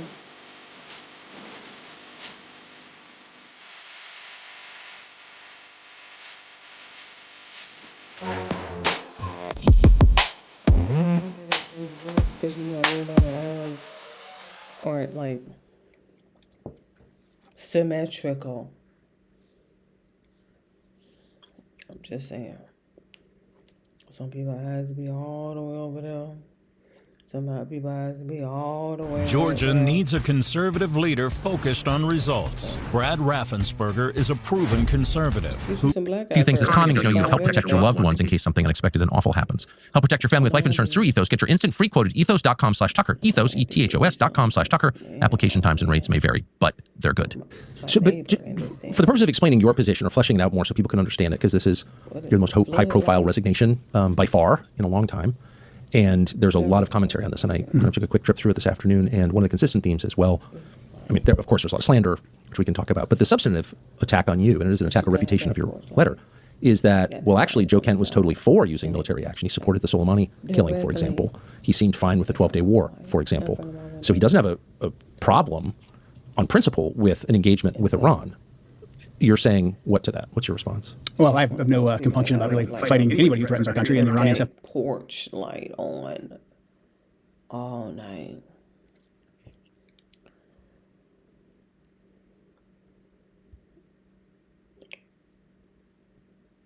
And so, depending on when she remembered to cut it on, and then I don't know if it's motion activated or something, because like sometimes it just will go off at like 6 o'clock in the morning. I'm like, I got a threat in the past, and the Iranians have a way of threatening America. They have the capability, and we always talk in the intelligence circles about capability and intent, what your enemy is capable of doing and what they actually want to do. Just a heads up, I am not watching it all 2 hours. Oh my goodness. This is one of those interviews, right, where you just have to put it on some headphones and be washing the dishes, be cooking breakfast, be doing laundry. You just be you know what I mean? Like, this is one of those interviews. And again, back to the data that we have on the Iranians, they used the escalation ladder. We saw that deliberately during the 12-day war. When they struck back after Midnight Hammer, it was very deliberate. They fired an equal amount of missiles as we dropped bombs on the nuclear facilities, and they basically hit a part of a base in Qatar that they knew we didn't have any troops on. Yes. They didn't want to escalate any further than we were willing to go. But also, the Iranians, when they pose a threat to us, they usually do it with their proxies. And if their proxies stick their heads up and their proxies come after us, this is basically the Trump doctrine, we hammer them, and we hammer their high-profile leaders. Qasem Soleimani was highly effective and highly revered in Iran because the previous presidents, prior to President Trump, Obama and Bush, let Qasem Soleimani run around, raise proxy armies, kill Americans, and no one ever did anything to him. President Trump rightfully killed Qasem Soleimani. We got his deputy, Abu Mahdi. Because that's really the only justification I think most Americans would accept for a preemptive war. Certainly. Otherwise, just like a war of truth done because Bibi told you to, and no one wants to get behind that because it's obviously illegitimate. So imminent threat. You're saying that there was no intelligence that you saw with the highest level clearance, obviously involved in this conversation, that showed an imminent threat from Iran to the United States. No, unless we took certain actions, unless we came after them in a way that they thought threatened the regime. Then we basically knew what they were going to do. Well, okay, but right, of course. Right, but like any country. So if you attack any country, we know that they're going to have a reaction. We face an imminent threat once we attack you. Yeah, exactly. But there was no intelligence that said, hey, on whatever day it was, March 1st, the Iranians are going to launch this big sneak attack. They're going to do some kind of a 9/11 Pearl Harbor, et cetera. They're going to attack one of our bases. There was none of that intelligence. Again, back to what we know about the Iranians. They're very, very deliberate with the escalation ladder. And again, they're only deliberate under President Trump's leadership because they knew and they took President Trump very, very seriously. So, I mean, I just think it's a remarkable thing to nail down because you're not some guy on Twitter. You're a senior, as of yesterday, you were a senior U.S. Intelligence official who's not hostile to President Trump, who's not going to here to write a book or launch a media career. So I think you're a sober voice on this. And just to be clear, there was no intelligence that showed imminent threat. There was no intelligence that showed they were on the cusp of building a nuclear weapon. There was no intelligence, indeed, that showed they were trying to build a nuclear weapon. And nobody you know said, I've seen it, but you haven't. It exists, but you just haven't seen it. Did you ever hear anybody say there is intel that shows this? I did not know, but I know how this works. I know the Israeli officials, some in intelligence, some in government, will come to U.S. government officials, and they will say all kinds of things that we know from our intelligence just simply isn't true. And they'll say, hey, I'm giving you a preview. It's not in intelligence channels yet, but here's what's going to happen. And that doesn't usually come to Wait a second. I mean, I thought that U.S. policymakers made their decisions on the basis of intelligence collected and or vetted by our intelligence. That's why we have intelligence agencies that soak up hundreds of billions a year. But you're saying that Israeli officials short-circuited the entire U.S. government and just went right to American policymakers and said, It doesn't matter what your country says. Here's what we know. So I mean, usually they're pretty slick, and they'll say, "Hey, this isn't in intelligence channels yet because it's going to take some time to get there." And here they're on the cusp of building a bomb. You know, they're going to, I don't know, you pick your topic. A lot of times they'll sample different things until they find what sticks. But in general, the narrative about they're going to do a preemptive attack, or really just they're going to build a nuclear weapon, and if we don't stop them now, they're going to build a nuclear weapon. And enrichment is the pathway to that. They're going to continue enriching at whatever percent. Enrichment became the narrative, and so that hung up and that short-circuited, really sabotaged the entire negotiation. First of all, we're at 102, 1.773463. It's 773,000. 463,000. Because the Iranians basically said, like, we're not going to negotiate if the whole starting point is no enrichment. And again, that had nothing to do with a nuclear weapon. And the Iranians essentially agreed to that. So the Israelis came in, they moved that red line, and they would do a lot to say, like, oh, they're enriching. And you know what that means? That means in X amount of time. Let me see. Guys.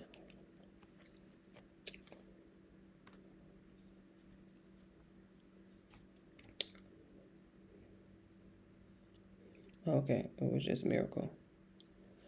To make sure. I'm like, move that jet. Move the jet. Could have a nuclear bomb. You have to ask now. And then the way the ecosystem would work is that the talking heads on TV, your Mark Levins, Sean Hannity's, et cetera, they would say basically the exact same thing that night on TV, or there would be a piece written in the Wall Street Journal, the New York Times, that would say something very, very similar. Yet, if you looked in classified intelligence, we didn't see any of that. If you're an entrepreneur, neuroscience proves the last thing you need is another productivity hack. Hi, my name is Cal Kanai, and I mean, that must have been such a weird experience for you. Bizarre. Since you have access to the biggest and most powerful and presumably the best intelligence agencies in the world, and you're seeing people say things as fact when you know that they're not facts. Right? What was that like? Infuriating. And I think that's why, in general, in the lead up to this last iteration, a good deal of key decision makers were not allowed to come express their opinion to the president. Not allowed by whom? I think it's important for me right now just to stay on the facts. I don't want to point names. I don't want to become name calling, or this guy did this on this day. But any leader has gatekeepers, and so you're saying that you were prevented from bringing this information directly to the president by gatekeepers. Well, there wasn't a robust debate. So in general, because our assessment really hadn't changed, we would send those up through intelligence channels. Everybody's kind of reading the same intelligence, but then what actually gets briefed to the president can be very, very different depending on who and how it's delivered. And without a level set from the intelligence community, someone like D.N.I. Gabbard coming in and saying, Mr. President, like, here's the full scope of the intelligence and what it means, you're kind of lacking that sanity check of where we're at, or at least a good sampling, to gauge how accurate what the Israelis are saying is. And that process, in my view, was largely stifled in the second iteration. There was robust debate and robust discussions leading up to the 12-day war into Midnight Hammer. But this second round, to me, and I'm sure others will refute this and disagree with me, but what was conducted by just a handful of advisors around the president. That is true. I believe what you're saying is true. My sense, though, and you know more than I, is there weren't a lot of people directly around the president who work there, who work at the White House, his principals, who were making an aggressive case for this war. Do you think there was? I mean, was there a majority of like his top 10 advisors who were saying we must do this now? I think the circle that was around him was very, very tight and very small, and I think they were all in the same sheet of music. And I think a lot of them were getting their information from the ecosystem that I described. And I think we'd be in a different place if we would have talked about the actual what the intelligence picture is and what our So Israeli government talking points laundered through Fox News and the Wall Street Journal, is that the ecosystem you're talking about? Yeah, and then the Israeli officials coming in and basically either ahead of time or after the fact saying the same thing, like the enrichment is going to get them a nuclear bomb in a set amount of time. Do you believe that you and the D.N.I., for whom you worked until yesterday, had as much FaceTime with the president as Israeli officials did? I don't know. I don't know that for sure because I don't know exactly how frequently the Israelis were engaging directly with the president. It did seem like Benjamin Netanyahu was, obviously it was all public that he was in 7 times. Quite a bit, yeah, quite a bit. And then his other officials as well, Dermer, et cetera, those guys were in, they were making phone calls, just a lot of engagement from them. And again, when we would hear, or you'd hear what they were saying, it didn't reflect in intelligence channels, even intelligence that we shared with the Israelis were giving us in many cases. So there was a clear gap between the intelligence and then the information that the president was given and the decisions that the president was making. I don't want to put you in a comfortable position. Obviously, you're not going to divulge anything that's classified. I don't think you would. You definitely shouldn't, because there are people who hurt you for that, and you shouldn't. So without encouraging you to do that, I think it's a commonplace. It's understood in Washington. I've heard from many people who work in your business that a substantial portion of our information touches Israel at some point. Either it's collected by them, it is shaped by them. It's not purely American. Is that fair? Do you think it's fair? Especially in the Middle East, I would say. I mean, look, the Israelis are tactically very proficient. Yes. They have a very competent intelligence service, and there's a lot that we can learn from them in the craft of intelligence. Yes. So they're very proficient. They're very good. However, whenever we get information from a liaison service, I think it's incredibly important to realize that it could be given to us to influence us as well as to inform us. And the way that I would see Israeli information, in particular coming from senior officials directly to our senior officials, that caveat just wasn't given frequently enough. And there's a lot of times, some of this is just because of bureaucratic practice, but a lot of it I think is just we feel very comfortable with the Israelis. A lot of them are dual citizens. They sound like us. They don't feel foreign. We kind of go into a more complacent mode where we trust a lot of what they have to say, not keeping in the back of our mind that they have their own agenda and we have our own agenda at the end of the day. Now, I'd say a lot of times we have the same agenda. It's very, I think, tactically the same when it comes to fighting Hezbollah, when it comes to fighting terrorism. Sure, but when it comes to what's our strategic goal in a war that's going to have ramifications for our nation, for the region, for global energy supplies, I think most folks right now, the Pentagon and intelligence agencies, they would say us and the Israelis actually have a different objective here. I don't believe that our objective has been clearly defined because we're shying away from regime change. The Israelis are not shying away from regime change. They want to knock out lock, stock, and barrel the current government. They don't seem to have a plan for what comes next. Well, that was my next question. I think you would have heard tell of such a plan. So if you're going to take out a government, I think it's fair to ask what replaces it. And I've asked a bunch of people, many people, this question, never gotten any answer whatsoever other than there's no plan. The Israelis don't have a plan because they don't care. Do you think that's fair? I think that's completely fair. I think as Americans, rightfully, we want a clear stated objective and end state for war. I think that's something that was born out of the GWOT, was born out of the Vietnam era. Americans want to know why we're going to war, what the end state is, and they can get on board in general if that's clearly articulated. That's not the case with Iran. The Israelis are different. I think a lot of times, again, because a lot of them speak English, they culturally feel the same. The Israelis have a much different.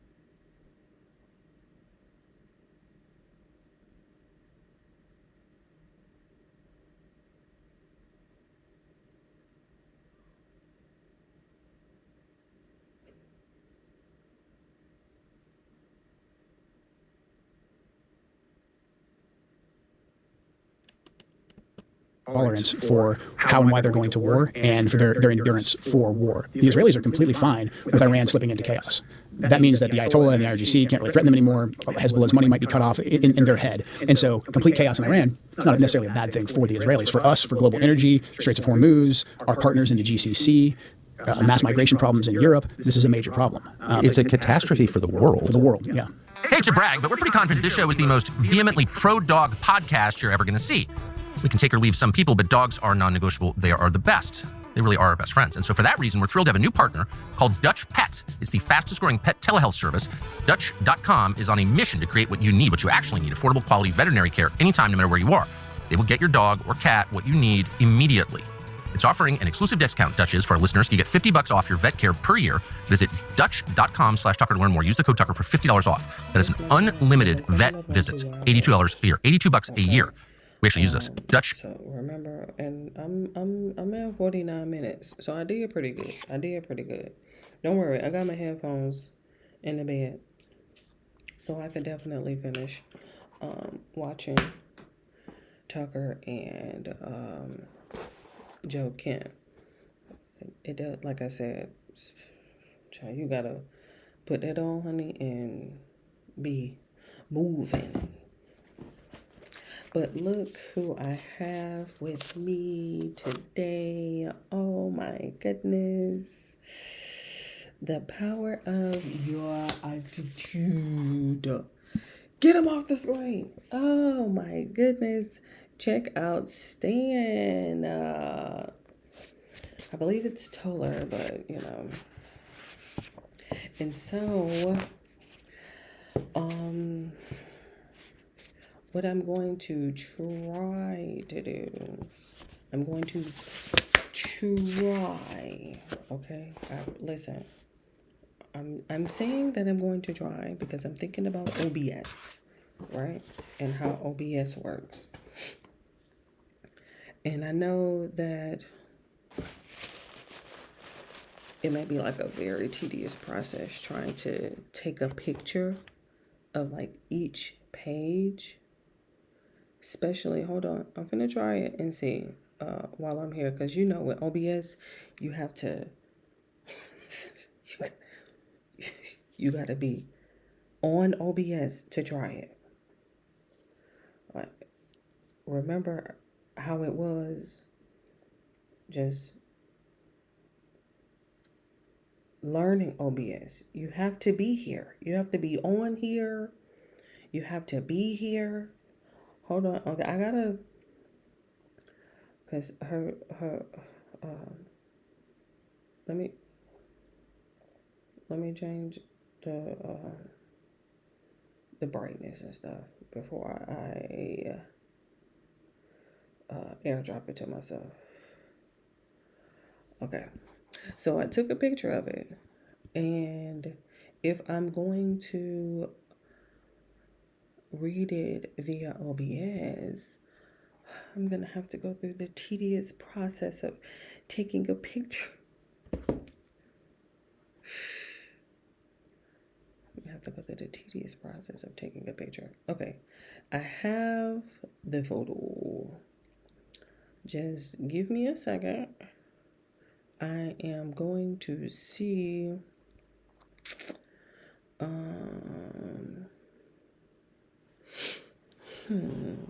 I wonder, should I use a screensaver?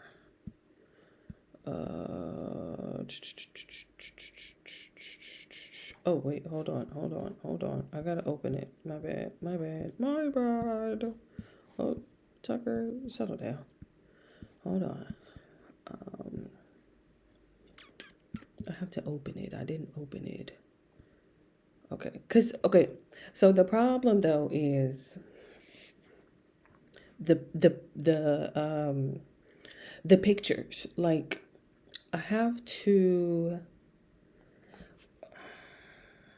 what I have to do is I have to figure out how to get it to scroll.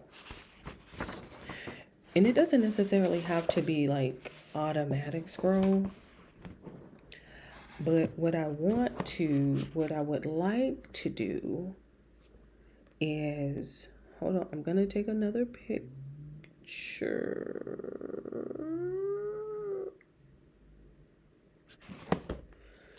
Okay, hold on. I took another picture.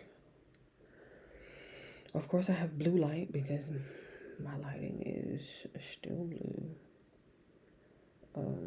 Let me crop it real fast because I've taken a picture. Let's see if I can.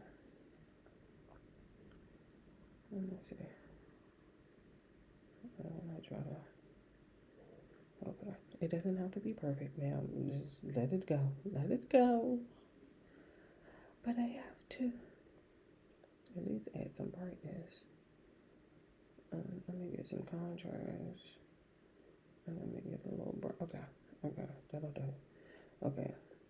Let me airdrop this to myself as well. I can't seem to.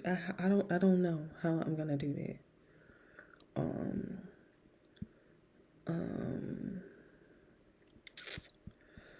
I wonder if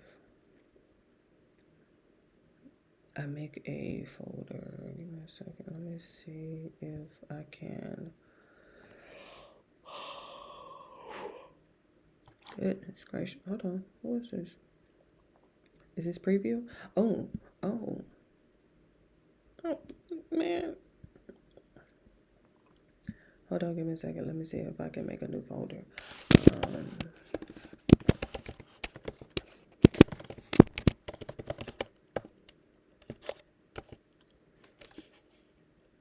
I'm just going to put out the tube power. Or else it'll be too. Okay. So I created a folder. I'm going to put them. Stop.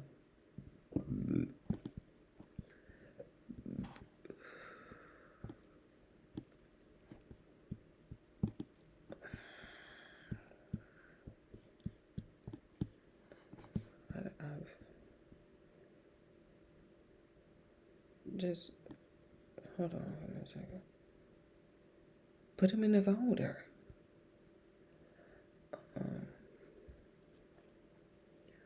Hold on, let me see.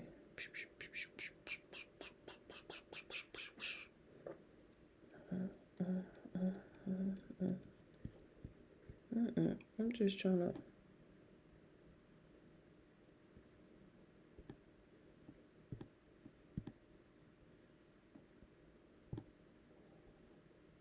Okay, there you go.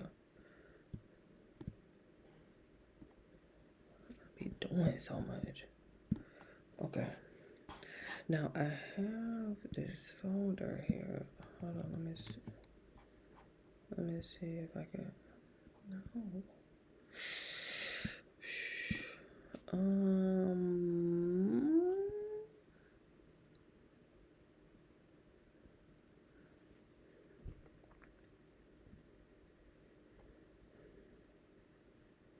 I'm looking. What is this?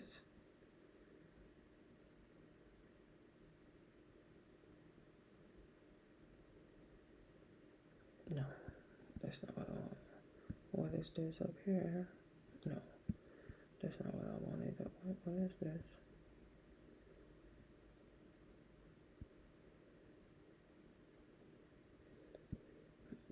Where's the other one? That's what I'm trying to figure out.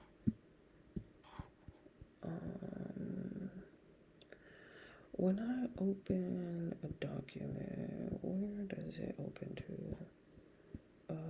Let's see. What is this? Who is this? Is this preview? Preview. Let me see if I can open this to preview real quick and see. Hold on real quick. I was trying to, cause I'm on. Okay, I was making sure you want all of my business.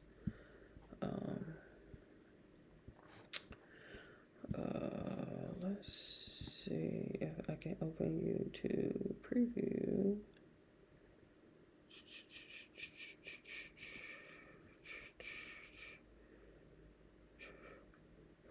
I have to get it in the correct place first, so that way when I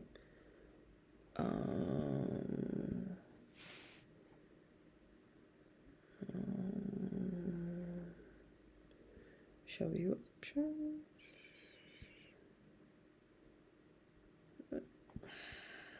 No. She doesn't even give me this opportunity to like. What's quick actions? Customers, no. Report, no. Maybe when I take a picture of them. I can't seem to find what it is I'm looking for. Okay, hold on. Let me go to preview and see if exactly. So where is it? Why is it that what are you trying? Oh, let me see. Okay.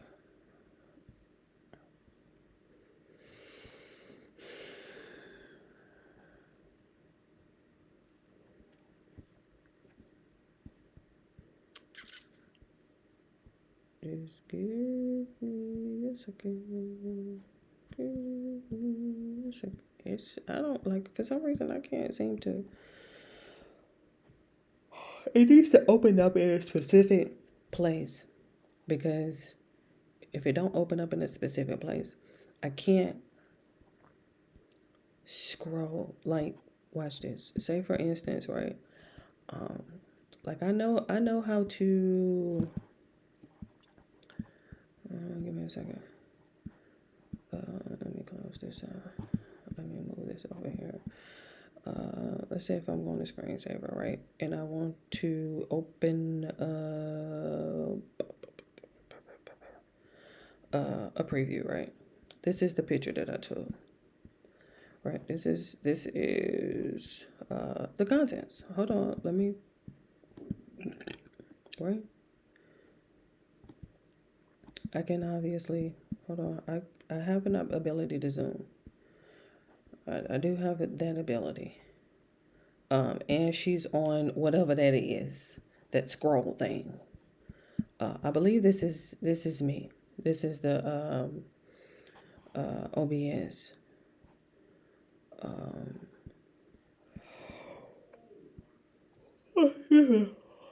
That's an OBS thing. That scroll thing, child, it's somewhere. I don't feel like looking for it right now. But you could change it. So say for instance, if I'm reading, right? Like I have the book here and I'm reading. With OBS, you can take a picture of the page, right? And I can read along on my computer. Technically, I won't even need the book. I can just be reading it on my computer. The problem is when it's time to go to the next page, I just want to scroll. I just want to click, boop, go to the next page. That's all I want to do. I don't want to have to exit out of this, because this is obviously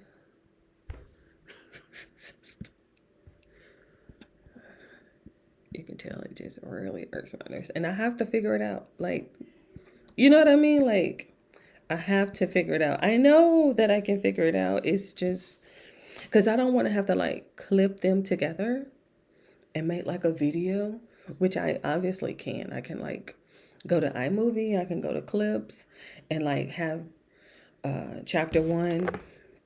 I think the first part is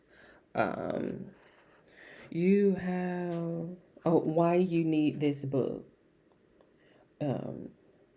It's like, I want to say it's just a page. Like, it's just, I know I have the background, but it's just the page.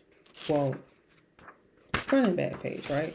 And then he has another one, the gift of a great attitude, where it's about 2 to 3 pages, and then we get into like, because he didn't really, they're not chapters. It's like part 1, part 2, and part 3, and then he breaks them up into chapters, or mini chapters, so to speak. I know I'm coming up on my 2-hour mark. Oh my goodness. So what I have to figure out, right? I have to figure out how to get 2 pages, 3 pages. However, I have to figure it out, and then I have to somehow because like I said, if I clip them all together, then it's going to be like a start, pause. I really don't want to do that. I really just want to like put it all together, and like, so I'll have to, you have to excuse me. This is a MacBook Air, and I use this computer to go on YouTube and play music. That's it. And OBS. Other than that, child, should be too advanced for me, honey. But I do know how to like form fill. Like, I do know how to go on here and like complete documents and stuff like that, which that is a game changer. All that, because I mean, I still have a phone, and you can still sign on your phone, initial on your phone. Like, you can still form fill on your phone. But with the computer, click, click, click, click, click, click, that tight, that home row key different. And so I have to get the pictures, right? And I have to, I was thinking I could get them in a folder. And then if I was to, like, say for instance, that's what I was doing just a few minutes ago. I was going to like a document, right, that I had. And it was where they were like pages. I don't, like, I'm gonna have to figure out how to do that. I'm gonna have to figure out how to, because then you could just put it on continuous scroll, and you scrolling. Like, that's all I would have to do. But I don't necessarily know how to. I don't really know how to like do that. I don't know how to do that, because it comes up and like it don't really. It might be because it's a picture. You see what I mean? Like, I may have to convert it to like a PDF file, which is, I mean, that's gonna be like, hold on, let me see. Okay, hold on, give me a second, let me see.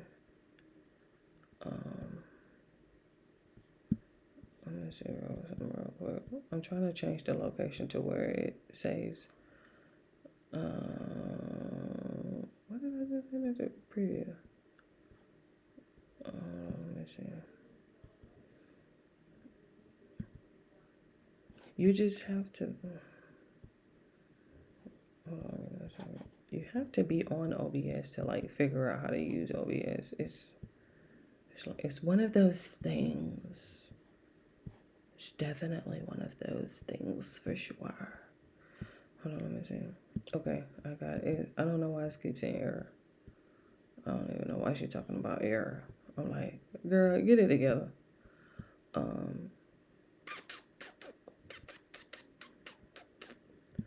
Okay, go to page. I don't even have a page 2. I don't even know how to. I don't know. I will have to figure it out.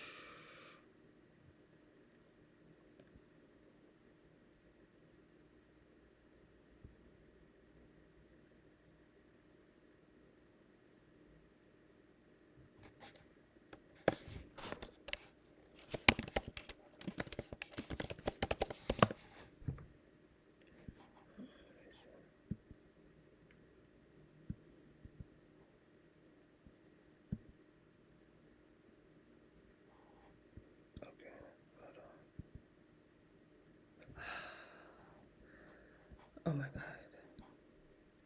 I had to export it as a PDF. How am I supposed to add these pages though? How am I supposed to add pages? Hold on. Let me see. Okay, so I have table of contents. Where is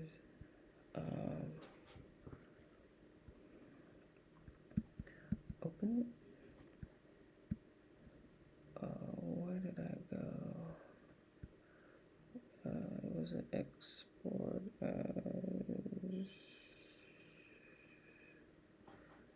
as a PDF.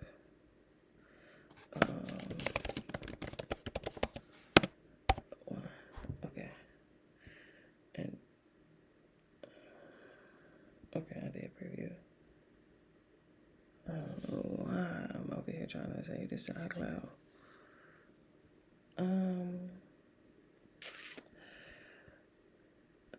The problem is, how am I supposed to? There is an app. What is that app? I think I have an app that I use when you're trying to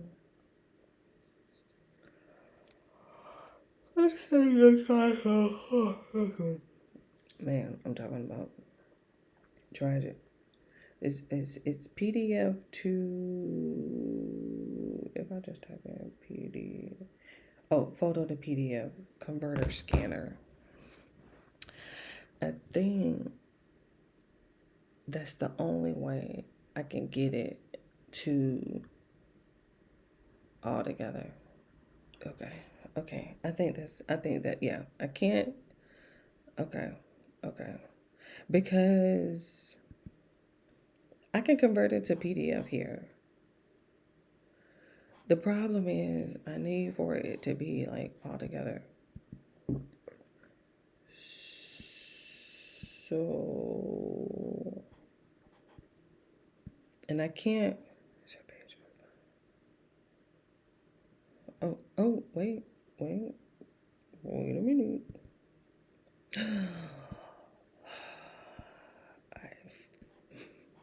I fucking figured it out, bro. Damn, that was crazy. I knew that plus sign was something at the bottom, but I couldn't quite figure it out. Like, wait, this, it wasn't, it was, okay, all right. I told you, man, that OBS, she is a tricky one for sure. All right, okay. All right. Okay, I got it. Now all I have to do is okay. Not that one. Wait, is that the same one? No, that's not it. Hold on. Let me change where I am. What the fuck am I? Hold on. I need to exit that one out. Is it still open somewhere? I was gonna say, how is that open? It's closed. I don't even know why the screen is. Hold on, let me find it. I fucking figured it out, bro. Let me see. Preview table of content. Yes, indeed. I figured it out. So I can take a picture. I will just have to convert it to or export it to my iCloud as a PDF. You know, like change it to PDF, which you can do. Okay. See, like I just wanted it to go. Okay. I was like, I don't need all the extra stuff. Like, I don't need all the extra stuff. That's the blue light because I'm using the blue light, the light. And so that's why I didn't change it for the second one. I was just like, I ain't got time to be doing all the edit. Okay. All right. Okay. Let's just say tomorrow, this is where we'll pick up. I just wanted to make sure that I can have it ready for OBS.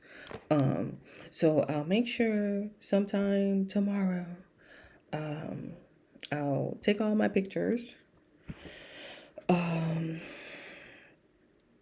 And then I will make sure that I'm just checking my email at this point. It's very late. I usually delete. Definitely delete Gmail at a certain time or else you're just like obsessed. Okay. All right. If I have time, I'll take the pictures before I like clean up or something like that. Or probably would be better anyway, like in the daytime or something like that. You know, better sunlight and stuff like that. Better lighting, I would say. Maybe I'll go outside and take it. You know, like in the trunk of the car or something like that. Anyway, I figured it out. So that way I can read it, OBS. Now, I know with the screensaver, well, I have it as screensaver, whatever. But if I want, I can also, I believe it is, hold on, let me see. What is this? Okay, I think it's video capture. Hold on, let me see if it's down here. Oh, yeah, there it is. Okay.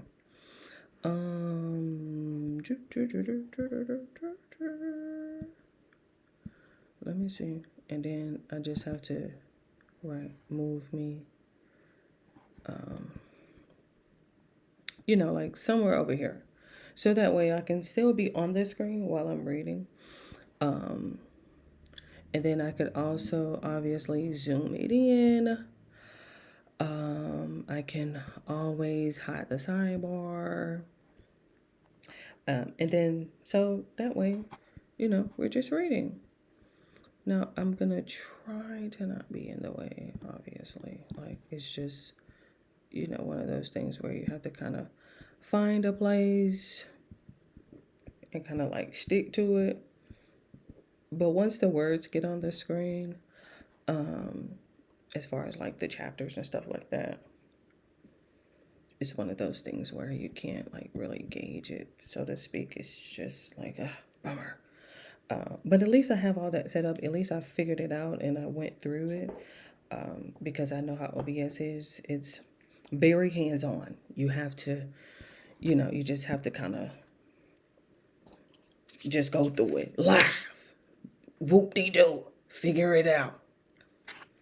It's no trial and error. It's just, hey, you want to do what again? Oh, okay. And so it was the whole, I need the pages to I want to just scroll. I don't want to have to change here and go. I just want to scroll. And so, but in the meantime, okay.